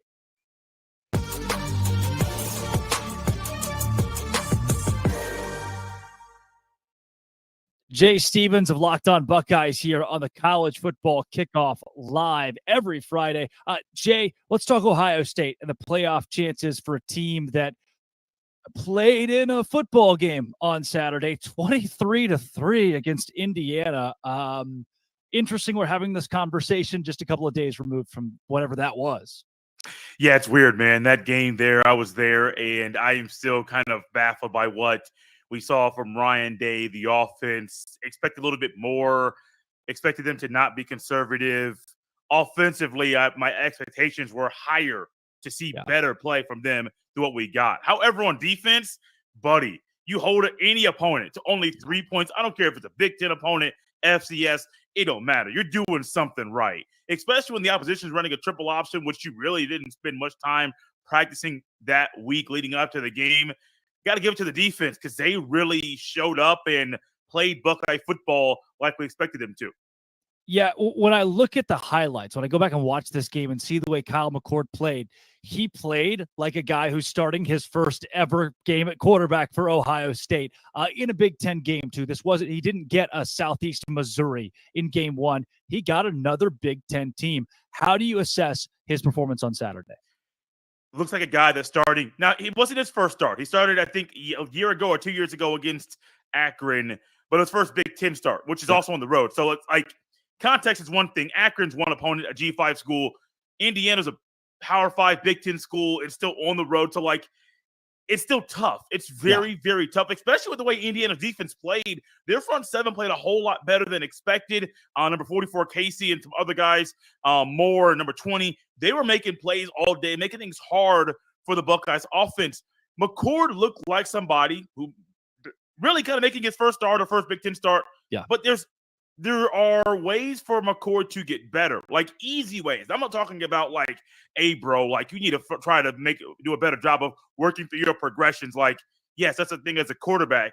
But I think some of the throws that he missed that were either low or high or just outside of the outstretched arms of a receiver, those things can be fixed.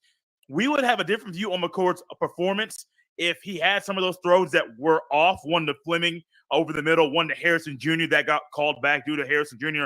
stepping out of bounds. If those two throws are completions, we're looking at McCord's performance a whole lot different than we are now. The numbers are one thing. The play is another. But also I do think when you put all that together, McCord's a quarterback who is starting week 2, and I do believe is the right guy going forward to start week 3, start against Notre Dame, and beyond. Jay Stevens is not falling for the overreaction Monday that everybody get. You know, backup quarterback's always the most popular guy in town after week 1, Jay. But this Ohio State team, Ryan Day, if they're going to make the college football playoff again this season, what has to go right? And is this a playoff caliber roster? Roster, yes. I think it's easily a playoff caliber roster. I don't think there's any question about that or any doubt in my mind that this roster is a playoff caliber roster. I think a lot of things have to look at the offense. That was not the conversation most people were having going into the season, but listeners of Locked On Buckeyes realized that the defense I thought would be okay. Offensively, new quarterback, what's the running back rotation? And even in week 2, I know what I think it should be. I don't know if the coaches have it set in stone what it will be Saturday against Youngstown State. Receivers, you got to get those guys involved. 3 of your 5 starting offensive linemen, they're new. You're going to have some growing pains early in the season. We saw those week 1. And so I do think for the Buckeyes to make the playoff once again, a lot of questions are on the defense. The offense. Defensively, I think they'll be fine. I think they'll be one of these surprising units in the Big Ten, maybe in the entire country, with how fundamentally sound they are week in and week out. But a lot of it goes to, How quickly do you get things fixed with quarterback? How quickly does the offense get and stop playing conservative football? Do you beat Notre Dame? If you don't beat Notre Dame, your chances of going to the playoff go down drastically because you got Penn State at home. That week after, I do believe it's Wisconsin on the road. You got Michigan on the road in Ann Arbor. You got a Maryland team, and their defense is playing better than advertised. The Buckeye schedule, it's not the easiest this year. Look at the offense. The Buckeyes want to get to the playoff. That offense has to play better. So, Jay, what you just pitched me is this schedule is really tough when it comes to trying to win enough games, the right games, to make the college football playoff. Because, look, if you beat everybody else but lose to Maryland, you're still in. You still got a shot at this thing. So where do you stand right now? Does Ohio State make the college football playoff in 2023? Woo! Before the season, I said yes, and I don't think I've seen enough ball to change my mind.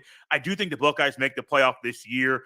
I just think this roster is too talented, and I do think over the next few weeks, I say few, I do think you're going to see something special from Ohio State against Notre Dame.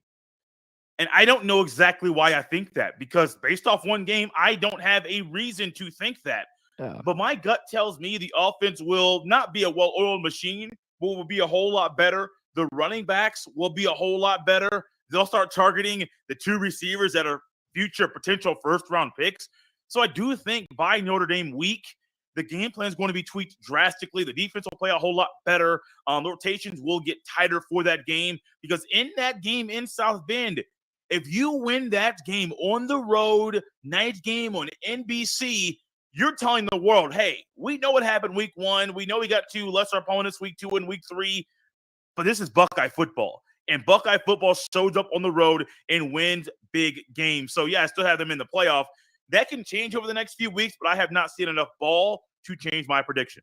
Yeah, you're seeing a team grow up in real time here, Jay. And a lot of these playoff hopefuls, Georgia, another, need progression over the course of the season. We'll see if Ohio State can keep up with it. Jay, thanks for joining College Football Kickoff Live. No problem.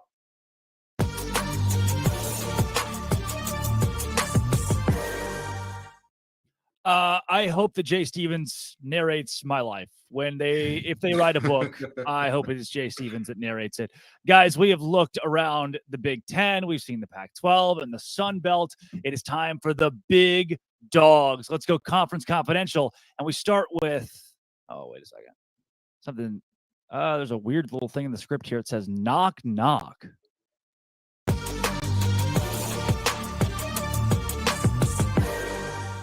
Hey, who's there? You get it? Because that's the Big 12. That's who's there. It's kind of a big week for us, to be honest with you over here, because last week was so bad. If you're in the Big 12 and you have TCU embarrassed, Texas Tech embarrassed, Baylor embarrassed, West Virginia embarrassed, you're going to need some kind of momentum this week. Luckily, you get it with Texas and Alabama. Two sides to this coin. On the one side, Big 12. I hope Texas wins.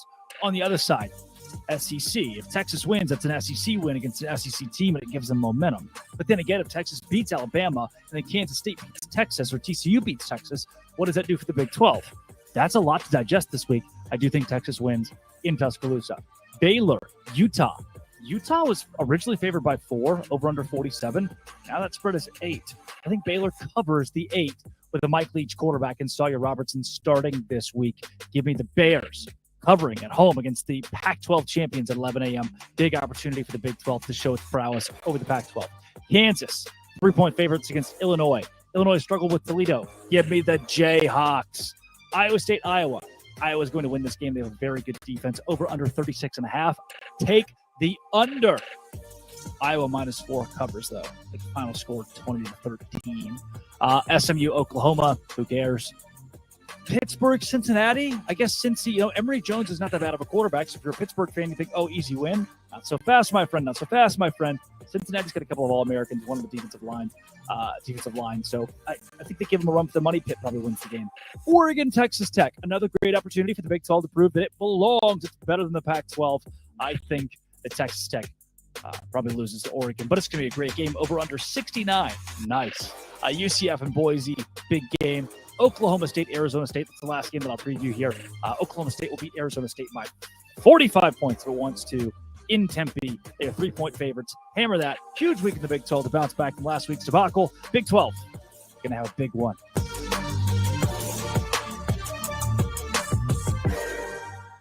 What's happening, everybody? Chris Gordy here from Locked On SEC. We got some big non-conference games in week 2 for the SEC. We start with number 20, Ole Miss at number 24, Tulane. A danger spot here for Lane Kiffin, the Ole Miss Rebels. Tulane quarterback Michael Pratt was near perfect last week in that win over South Alabama. Ole Miss, they hung 73 on Mercer last week, but this will be a much tougher test. Ullman Stadium is going to be loud. It's a small stadium, but those New Orleans fans are going to be drunk and fired up. And look, danger spot here for Ole Miss. I think Ole Miss wins in a close one. Quinshon Judkins in that run game wear them down in the second half. But keep in mind, Tulane is just a few months removed from beating the Heisman Trophy winner Caleb Williams and USC in the Cotton Bowl. So a dangerous spot there for Ole Miss. Next up, we got number 23, Texas A&M at Miami. Tough early test for the Aggies. They passed the smell test in week 1 with a ton of offense against New Mexico. The Bobby Petrino experiment appears to be working, but I almost consider this a must-win for Jimbo Fisher in week 2. If they lose this game, guess what's going to happen? You're going to start hearing talk of the buyout money again. Oh, the Petrino experiment's not working. What are they going to do? I think A&M wins, and I think they cover the 4 points out there in at Miami. I just feel like Connor Wegman looked so much better last week. 5 touchdown passes. I think he had all of 8 last year. Much better, much improved Texas A&M team. I think they get it done in Miami. Auburn is out at Cal. That one's intriguing. We get to see what Hugh Freeze has in store going out to the West Coast. Jaden Otte, Cal running back, talking some trash this week about Auburn. But I think the Tigers get it done, especially if their running back Jarquez Hunter is back out there this week for Auburn. And then lastly, the game of the week, it is Texas at Alabama, a rematch of the game last year where Alabama gutted out a 20-19 win, but Bryce Young is gone. Enter Jalen Milroe. We saw him look really good last week as the new Alabama quarterback, but it was against Middle Tennessee State. What does he look like against the speed of Texas? Going to be interesting, especially that Alabama defense going up against those Texas receivers. Quinn Ewers, he was having a day before he got knocked out of that game a year ago. So big game here for Alabama. I think they get it done at home as a 7-point favorite in Tuscaloosa. Look, Nick Saban's only lost 5 games at home since 2010, and 3 of those were special Heisman performances when you consider Johnny Manziel, Cam Newton, and Joe Burrow. If Quinn Ewers plays Heisman-level football, they'll pull off the upset, but I think Alabama wins and wins at home.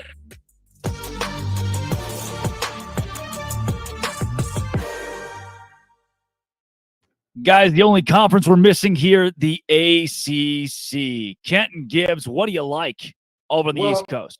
Well, I know that y'all, didn't get the ACC's conference confidential because y'all wanted to hear me and Donald talk about this thing on there since we got 2 ACC guys here. But let me tell you this. This, by all accounts, should be a boring week, right? We've only got 4 games in the entire conference that have single-digit lines. You're looking at Virginia Tech, Purdue. You're looking at UVA, James Madison. You're looking at Miami, Texas A&M. And you're looking at Pitt and Cincy. Now, with that being said, I'm sorry, I forgot NC State and Notre Dame in there as well, 5. But that's it, right? With that being said, I'd be a liar if I told you I'm 100% certain that all of these things hold. I mean, we had an NIU team that was terrible walk into Boston College's trap and take over their trap. That was just embarrassing. And so we look around and we say, well, can Boston College beat Holy Cross? We want to say yes, but are we sure of that? You know what I mean? There's a lot going on there. And then even with these games that do have the single-digit lines, of course, you're looking at a chance for one of the most monumentous upsets in recent NC State history in beating a Notre Dame team that's coming into your house and trying to take food out of your fridge. What are you going to do about it? Virginia Tech headed up to Purdue. What's going on there? What is this team going to look like? Does Pride finally have them together? Can Grant Wells do something? I'll tell you what. I said about the ODU and Virginia Tech game, the team with Ali Jennings will win the game. I'm going to say the same thing about this one. The team with Ali Jennings will win the football game. That's a bad man, that receiver. And the only thing stopping him from being in the Biletnikoff conversation is Grant Wells and health. That's it. Those are the only 2 things that are going to stop him there. Virginia JMU, the best team in the state of Virginia will win. I'm talking about the James Madison Dukes. They will win that football game. I have faith in them to cover that 6.5. We've already talked about Miami, Texas A&M, but Pitt Cincy could get real spicy. Yep. That could get real interesting.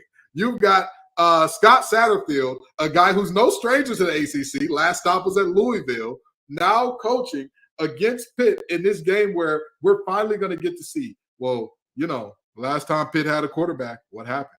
They were the last ever Coastal team to win an ACC championship. It looks like Narduzzi and the boys got themselves a goer in Phil Dracovic, who's returning home. So the question is, can they beat Cincy and can they blow out this 7-point spread? I think they can. Yeah, Dono, any reason to have an eye on that game or another game over the one occurring at Hard Rock?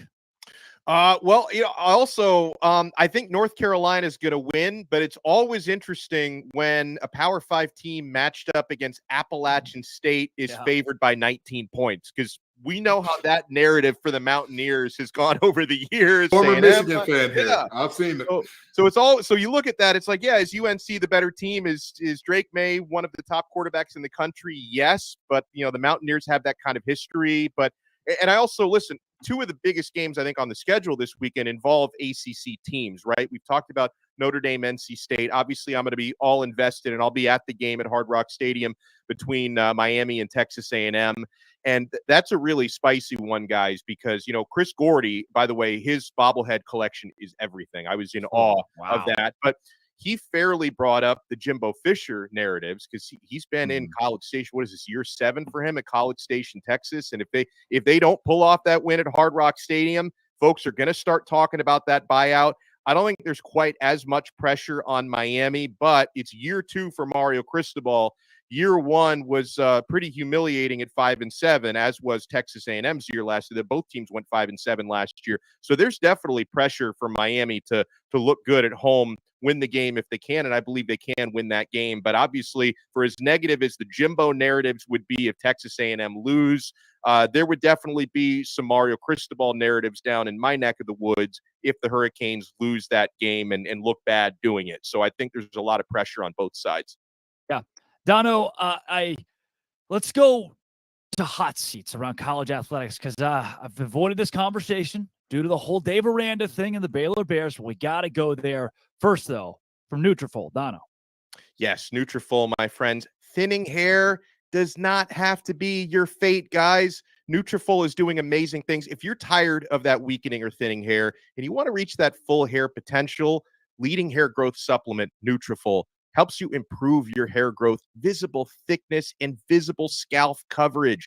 Nutrafol's hair growth supplements use physician-formulated, natural, science-backed ingredients. Their drug-free, patented technology provides consistent, reliable results without compromising your sexual health, guys. Nutrafol supports healthy hair growth from within by targeting root causes of thinning hair. Take the first step to visibly thicker, healthier hair, because for a limited time, Nutrafol is offering our listeners $10 off your first month subscription and free shipping when you go to Nutrafol.com/men and enter promo code LOCKEDONCollege. Find out why over 4,000 healthcare professionals recommend Nutrafol for healthier hair. Nutrafol.com/men with the promo code LOCKEDONCollege. That's Nutrafol.com/men, promo code LOCKEDONCollege. Funniest thing, Kenton, Billy Napier just sent me a LinkedIn request. It's a very updated profile, it seems. Who else is updating their LinkedIn this week? Oh, well, let's start with the ACC since that's where we ended the last segment.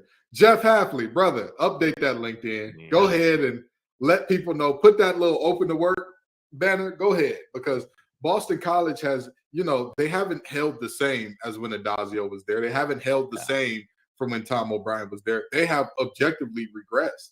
Boston College, here's a fun fact about Boston College. They had never lost to UConn nor a group of 5 team previous to Hafley's arrival. Yeah. I'm sorry, not FCS, a group of 5. Yeah, group of 5 in UConn. So, yeah, and he lost to both in back-to-back years, scoring 3 points against UConn. Hafley, brother, go ahead. Hey, listen, I'm going to tell you this. Athletic director, Mr. Blake, you go ahead.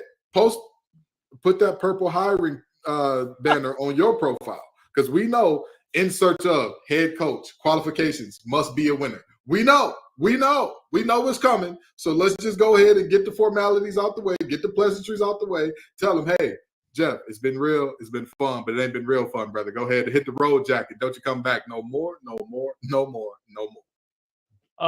Dono, who do you got? Who's feeling the heat for you? Well, listen, you stole a little bit of my thunder when you brought up G5 Billy Napier.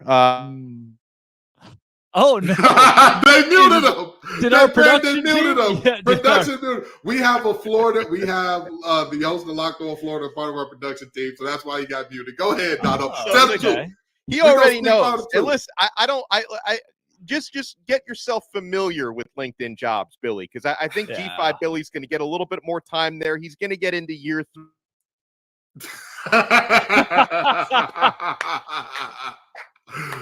Dono, it's weird. Your mic's not working. They can't mute the truth, Dono. Tell the truth on them. Tell them folks the truth.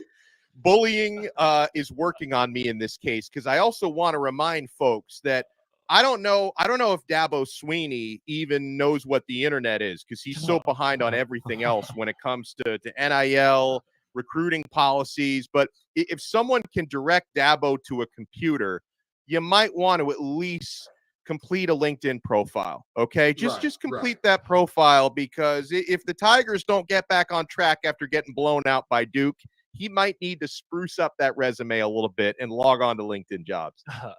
Now, wait a minute. In Dabo's defense, and I hate to say this, because you're making me defend Dabo all willy-nilly. That hurts my pride. Friday's supposed to be a good day for me, Dono. Friday's supposed to be a great day, but here you go. Got me defending Dabo. Dabo has the type of leash where he can afford one actual down year. Because last year, everybody said, oh, that's a down year. No. That was a down year for Clemson. That wasn't actually a down year. Double-digit wins, New Year's Six Bowl, conference championship. That's not a down year. Now, he can afford one. If they go like 5-7, 6-6, something like 6-7 or whatever this year, he'll be okay. You do that again, and don't worry about it. You know, he don't even got to update his LinkedIn. Just go on down there and try coaching those receivers in Tuscaloosa for a while. You know, I know that they got a carousel of former great coaches that are about to get churned back out. So that may be Dabo's fate. But I think for now, his seat is a little warm, but I'm not ready to say it's hot. You know, some of these coaches, their seats are hot as fish grease. I'm looking at you up in Minnesota. They ain't liking rowing the boat, brother. If you don't show and prove something against the teams you got coming up here, you know, you're going to be looking at some problems. So I'm just saying. Throw a little PJ Fleck out there. Yeah, Fleck got to get it. Fleck got to be in on it. I want to, I don't know how to react. How often do you see a head coach cry on the sidelines in the middle of a game? Yeah. I mean, there's the one human side of me that thinks, guy's probably going through the ringer right now. And then the other side that thinks, we can't do that. We cannot cry on our sideline. Butch Jones at Arkansas State actually took a shot at Tennessee fans this week. He was like, oh, yeah, all the pressure on me is not even coming from our fan base. It's coming from, effectively, he insinuated Tennessee. It's like, Butch, everything you could say, you have just done a terrible job, and you cried on the sidelines in a 73-0 loss. Him and Neil Brown are tied for the hottest seat, though Neil is so fired that he doesn't have to cry. He's just like, all right, all right. Where am I going to be? Where am I going to be next? And then maybe the greatest jaunt into the hot seat conversation of all time, Dave Aranda, just not there. And then this week it's like, oh, well, I guess I got to fire him. In the span of 24 hours, it went from, guys won a Sugar Bowl and a Big 12 championship. What are we talking about? To, this could be a 1-5 start. Dave Aranda's gone. Jeff Grimes, the offensive coordinator, is the new interim head coach. And the Big 12 has a couple of guys that are fired after this season. What seemed like a 1-seat hot seat conference is now 2 after Dave Aranda lost to Texas State. But guys, it's time to whip around some of the poppiest, biggest headlines in all of college football. We'll take you around the nation with our czar of Locked On College. We have Heisman. Do we have a Heisman frontrunner already? Is it over in Colorado? Zach Blackerby, let's go.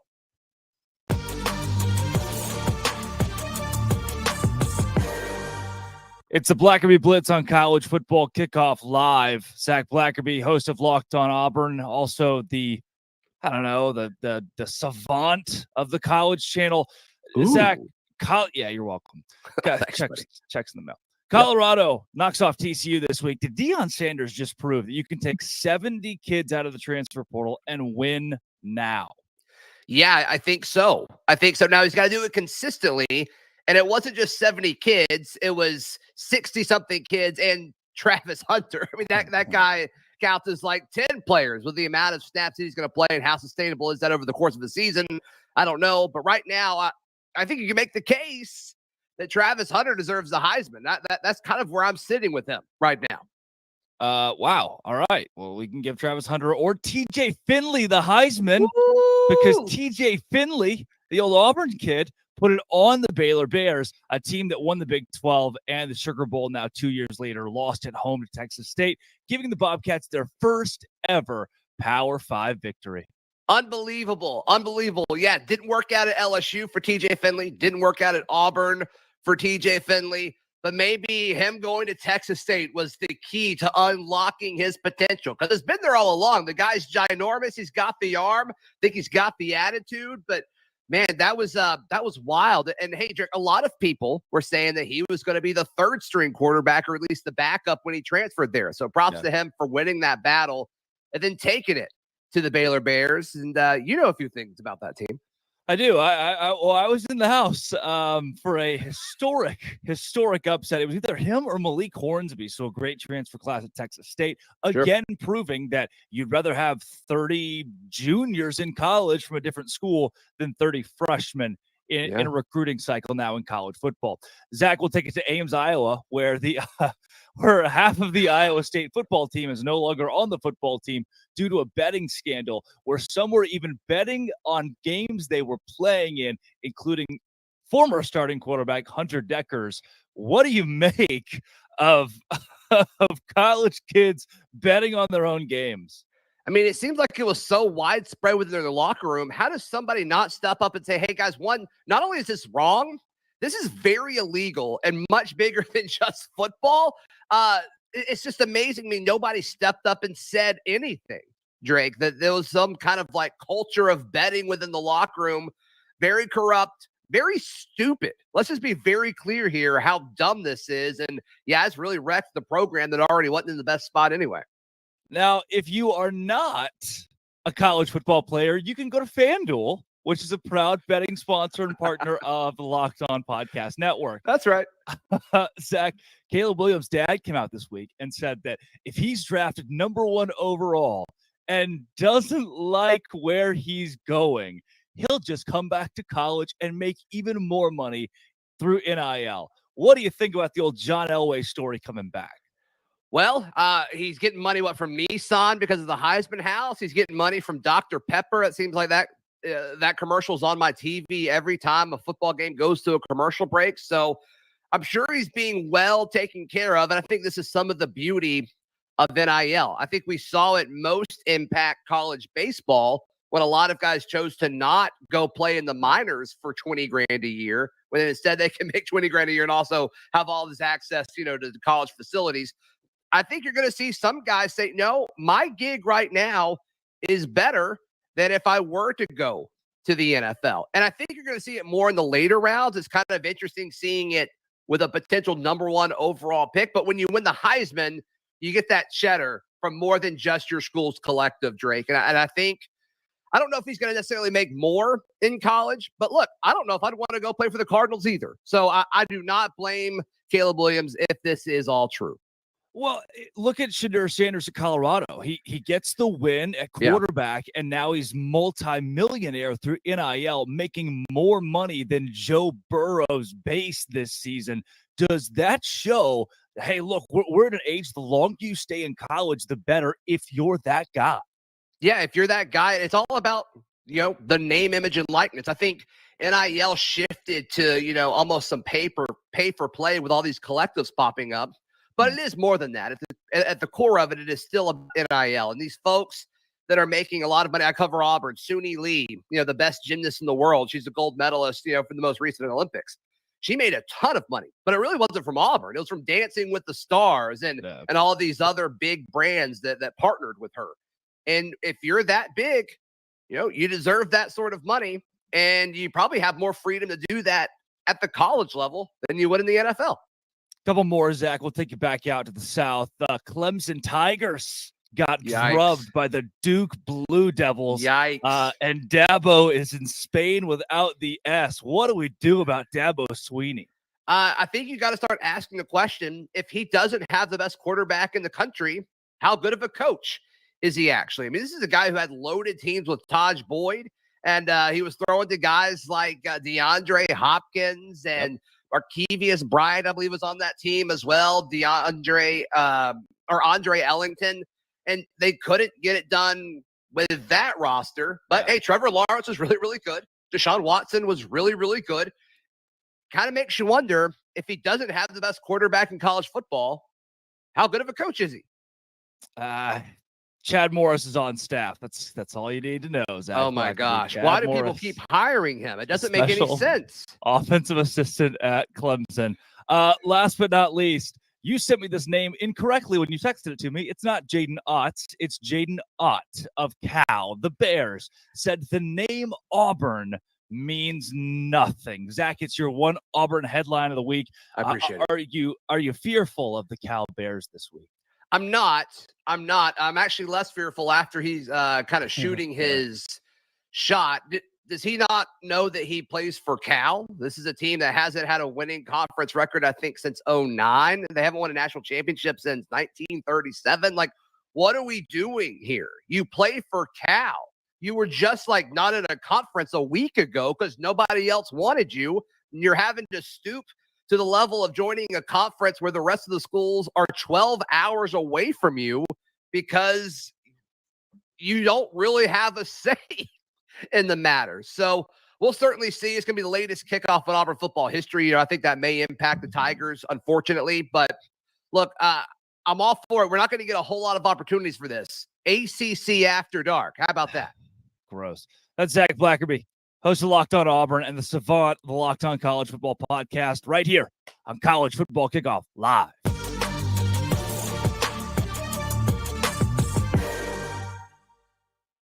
Wouldn't you know, that was me on Tuesday, and thanks to Nutrafol, this is me today.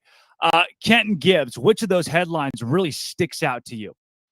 Well, let's forget about the headlines for a minute. Zach saying he wouldn't want to play for the Cardinals either. How much is Locked On paying you, brother? I don't care how bad the Cardinals are. If they want to pay me #1 draft pick money, I'll get on a coconut and shake like a tree for it. I get on a tree and shake like a coconut for it if they needed me to. Had it a little backwards. You know, that type of money days and confuse you a little bit, shakes you up.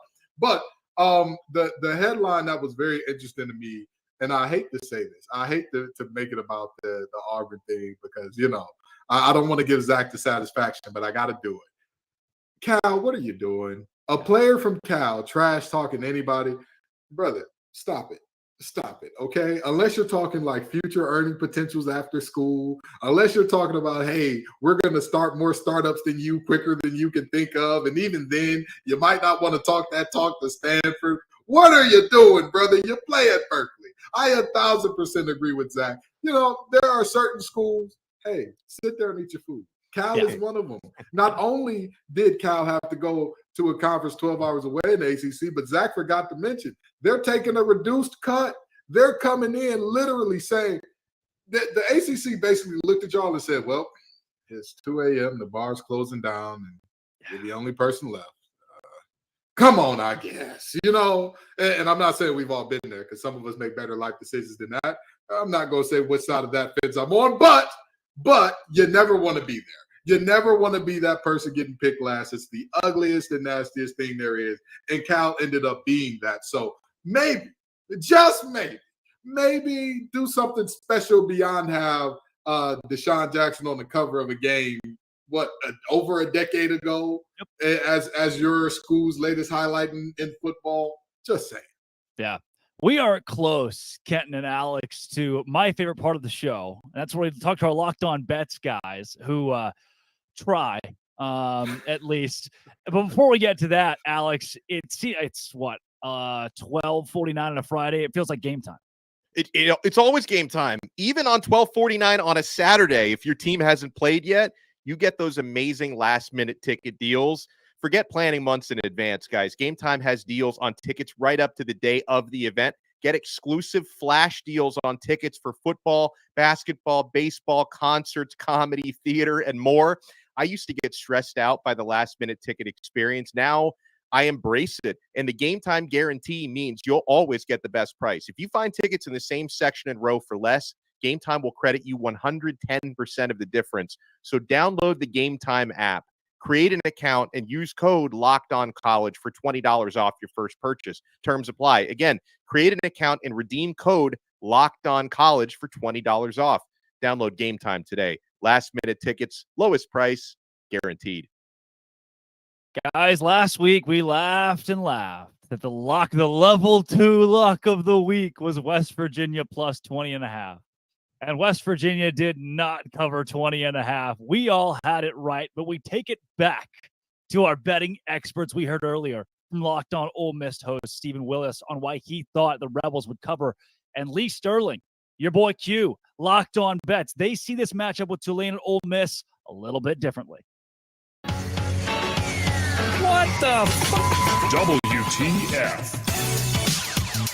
How about a top 25 matchup between Ole Miss and Tulane? Both teams come in 1-0 on the young season. FanDuel.com line on this one. Ole Miss minus 7.5 versus Tulane. Break this one down for us, Lee. Yeah, Tulane has been thinking about this game.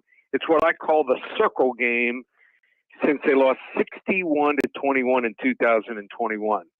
Popular pick last week of handicappers around the country was for South Alabama to knock off Tulane. People don't realize Willie Fritz, amazing coach. He coaches these kids up. They don't get in trouble. They do it the right way. They develop, and they have a home field advantage. How about this? Last 4 seasons, they're 16-4. 16-4 against the spread here at home. Ole Miss can't stop decent offenses, and when Michael Pratt, the Tulane quarterback, is healthy, he is one of the best college quarterbacks in the country. He's their emotional leader here, and it's going to be sold out. They built this small stadium, like 30-something thousand, and every seat will be sold. I think it's going to be a great game, but 7.5 points at home, way too much. I think Ole Miss escapes 34-31, but I'll take the points here in the Green Wave. Oh, man. Yeah, I love it. 30,000 people sell out. Yeah, that'll get Ole Miss here. Half the fans are going to be Ole Miss fans. My level 5 lock of the week, I'll put my toe on it. Give me the Ole Miss Rebels minus 6.5. I think our entire panel is going to agree. I already said it earlier, so I can't disagree, Drake. I did say earlier, I think Ole Miss covers. I think their talent is going to let them pull away in the fourth quarter. So do you put the toe back on if Mississippi State comes? Like, how does that work? I get a toe back. Canton, Okay, I get a toe back. I don't know if rigor mortis was set in the toe by that point. It'd be, I don't even know what that just a lost means, cause. Kenton. I don't even you're using French words now. What are we doing here? Fair enough. This is America. I'll speak American. And I'm going to speak some very plain, locked on, level 8 host talk here. The truth is, I don't know why our locked on bets guys want to cost these people money. I don't know what's going on. I don't know if they got an inside deal with FanDuel or something. Like, hey, we'll feed them bad info. Y'all put a little extra in our pot. But boy, I'll tell you what, I don't see, again, is it possible? Is there a world in the multiverse where Tulane makes that type of game? Sure. But I think the most likely outcome here is that Ole Miss, Tulane plays it close. They keep it close, but Ole Miss just pulls away late, and they pull away enough to where they cover. Yeah, Dono, this feels so, of all of the games they could have chosen. Can I go off and give you my own level 18 lock on a completely different game? Because you guys talked about this earlier. Give me a level 18 lock. I didn't get a chance to jump in earlier when you guys were talking about the Georgia Ball State game. And I would agree, I'm not betting on a 42.5 point spread in either direction in this case. But however, if you look a little deeper into the FanDuel numbers, I do think there is a certain bet where I find value in the Georgia Bulldogs, and that's the first half spread minus 22.5. I see that one playing out, fellas, because Kenton, you hit the nail on the head earlier when you talk about, trying to go, picking a team to win a game by 43 points. You're assuming they don't call off the dogs. You're assuming their 2s and 3s and probably 4th stringers who get in that game keep scoring, and that their 4th string defense doesn't take their foot off the gas. That is a fool's errand to try and pick the 4-quarter spread for that game. But Georgia, they're going to have their starters in for at least a quarter for the better part of the first half. I think they're going to be up by more than 23 points at halftime. So I take Georgia minus 22.5 for the first half spread. That is a level 18 lock. Yes.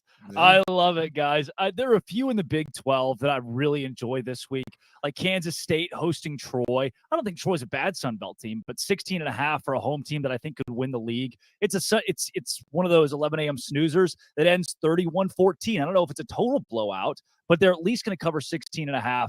And then I've started as a picked apart where this league is. The one game that I keep coming back to is Alabama, Texas. So if I do need to pick one game, I've lost my left pinky toe, but it is on ice. I have it right here. If I can reattach it, I will reattach it with my level 18 lock this week. The Texas Longhorns +7. Some say 7.5. I would wait till kickoff because it keeps moving in the Bama direction. I'm going Texas +7.5. My left toe, rusted knife once again in hand, tetanus shot in the other. There it is. There it is. And look, you can see on my left foot, you can see my heels. I have been breaking those in the last few days. Kenton Gibbs, what's your lock of the week? Boy, I know that Rex Ryan is excited to watch this show now. But so I don't have a level 18 lock. I'm not as confident as y'all, but I'll give you a level 9 lock. By the way, for folks watching, it's level 1 through 3 lock, by the way. So these numbers that we're throwing out, completely fanatical, but that's who we are. I've talked about the James Madison and Virginia game already, but I want to dig deeper into that. Last year, James Madison was one of the best run-stopping teams in all of college football. The only team that stopped the run at a higher clip than them or better than they did last year was some team that plays in Athena or Athens or something like that, some Bulldogs or something. I don't know. They're not the Dukes. That's all I know. And that team is going to be looking at a Virginia team that, objectively speaking, the wide receiver talent isn't really there. The best thing that they've got is a running back core that's fairly deep and all that. And when I look at that matchup, I say to myself, 6.5 is generous because if James Madison wins by a touchdown, they get this thing done. I'm going to give you a direct quote from Tony Elliott last week. Us playing this game is a win. That was his quote about playing against Tennessee last week. Literally, them fielding a team and playing a game was a win. And mind you, with the tragedy that happened, they had not played the last 2 or 3 games of the season. So I understand that. But with that being said, James Madison ain't going to feel sorry for you, buddy. That's not – there's no moral victories. There's no show up and we're happy for James Madison. James Madison going to show up and say, this is our state. We got to prove that this is our state. And we'll see the Dukes do more than put their Dukes up and win this one handily. I love it. 2-minute warning, guys. 30 seconds. Dono, your biggest take this weekend. My biggest take this weekend is that I don't hear Miami getting a whole lot of respect. I mean, I guess it's not too surprised that the Locked On Aggies host is going to pick Texas A&M to cover. Yeah. Chris Gordy, he's caping up for the SEC. He's got Texas A&M covering no problem. I am really, really curious to see how that game between Miami and Texas A&M plays out at 3:30 p.m. tomorrow at Hard Rock Stadium. But, this reminds me, we had a conversation about Colorado and all the new scholarship players. 30 seconds, Dono. All right. Well, Miami's got a much different roster this year, and I think it's going to be a much different game. Kenton Gibbs, he cut into your time. 28 seconds. SEC, this is your weekend to redeem yourself out of conference. If y'all get embarrassed by the Power 5 conferences you play again, y'all got to change the slogan. It can't just mean more if y'all are sitting up here losing to UNC, getting whooped on by Florida State, losing to Miami, losing to everybody and their mama, Utah, without Cam Rising. And don't cut me off, Brandon. You can't have that and say it means more. Boom. The Big 12. Texas Tech beats Oregon. Baylor beats Utah. Texas beats Alabama. The trifecta to cover up a terrible weekend last weekend. And I'm not biased. Neither is Alex Dono of Locked On Canes. Kenton Gibbs of Locked On ACC. And I'm Drake Toll of Locked On Big 12. This has been College Football Kickoff Live. Thank you for making it your lunchtime listen every single Friday.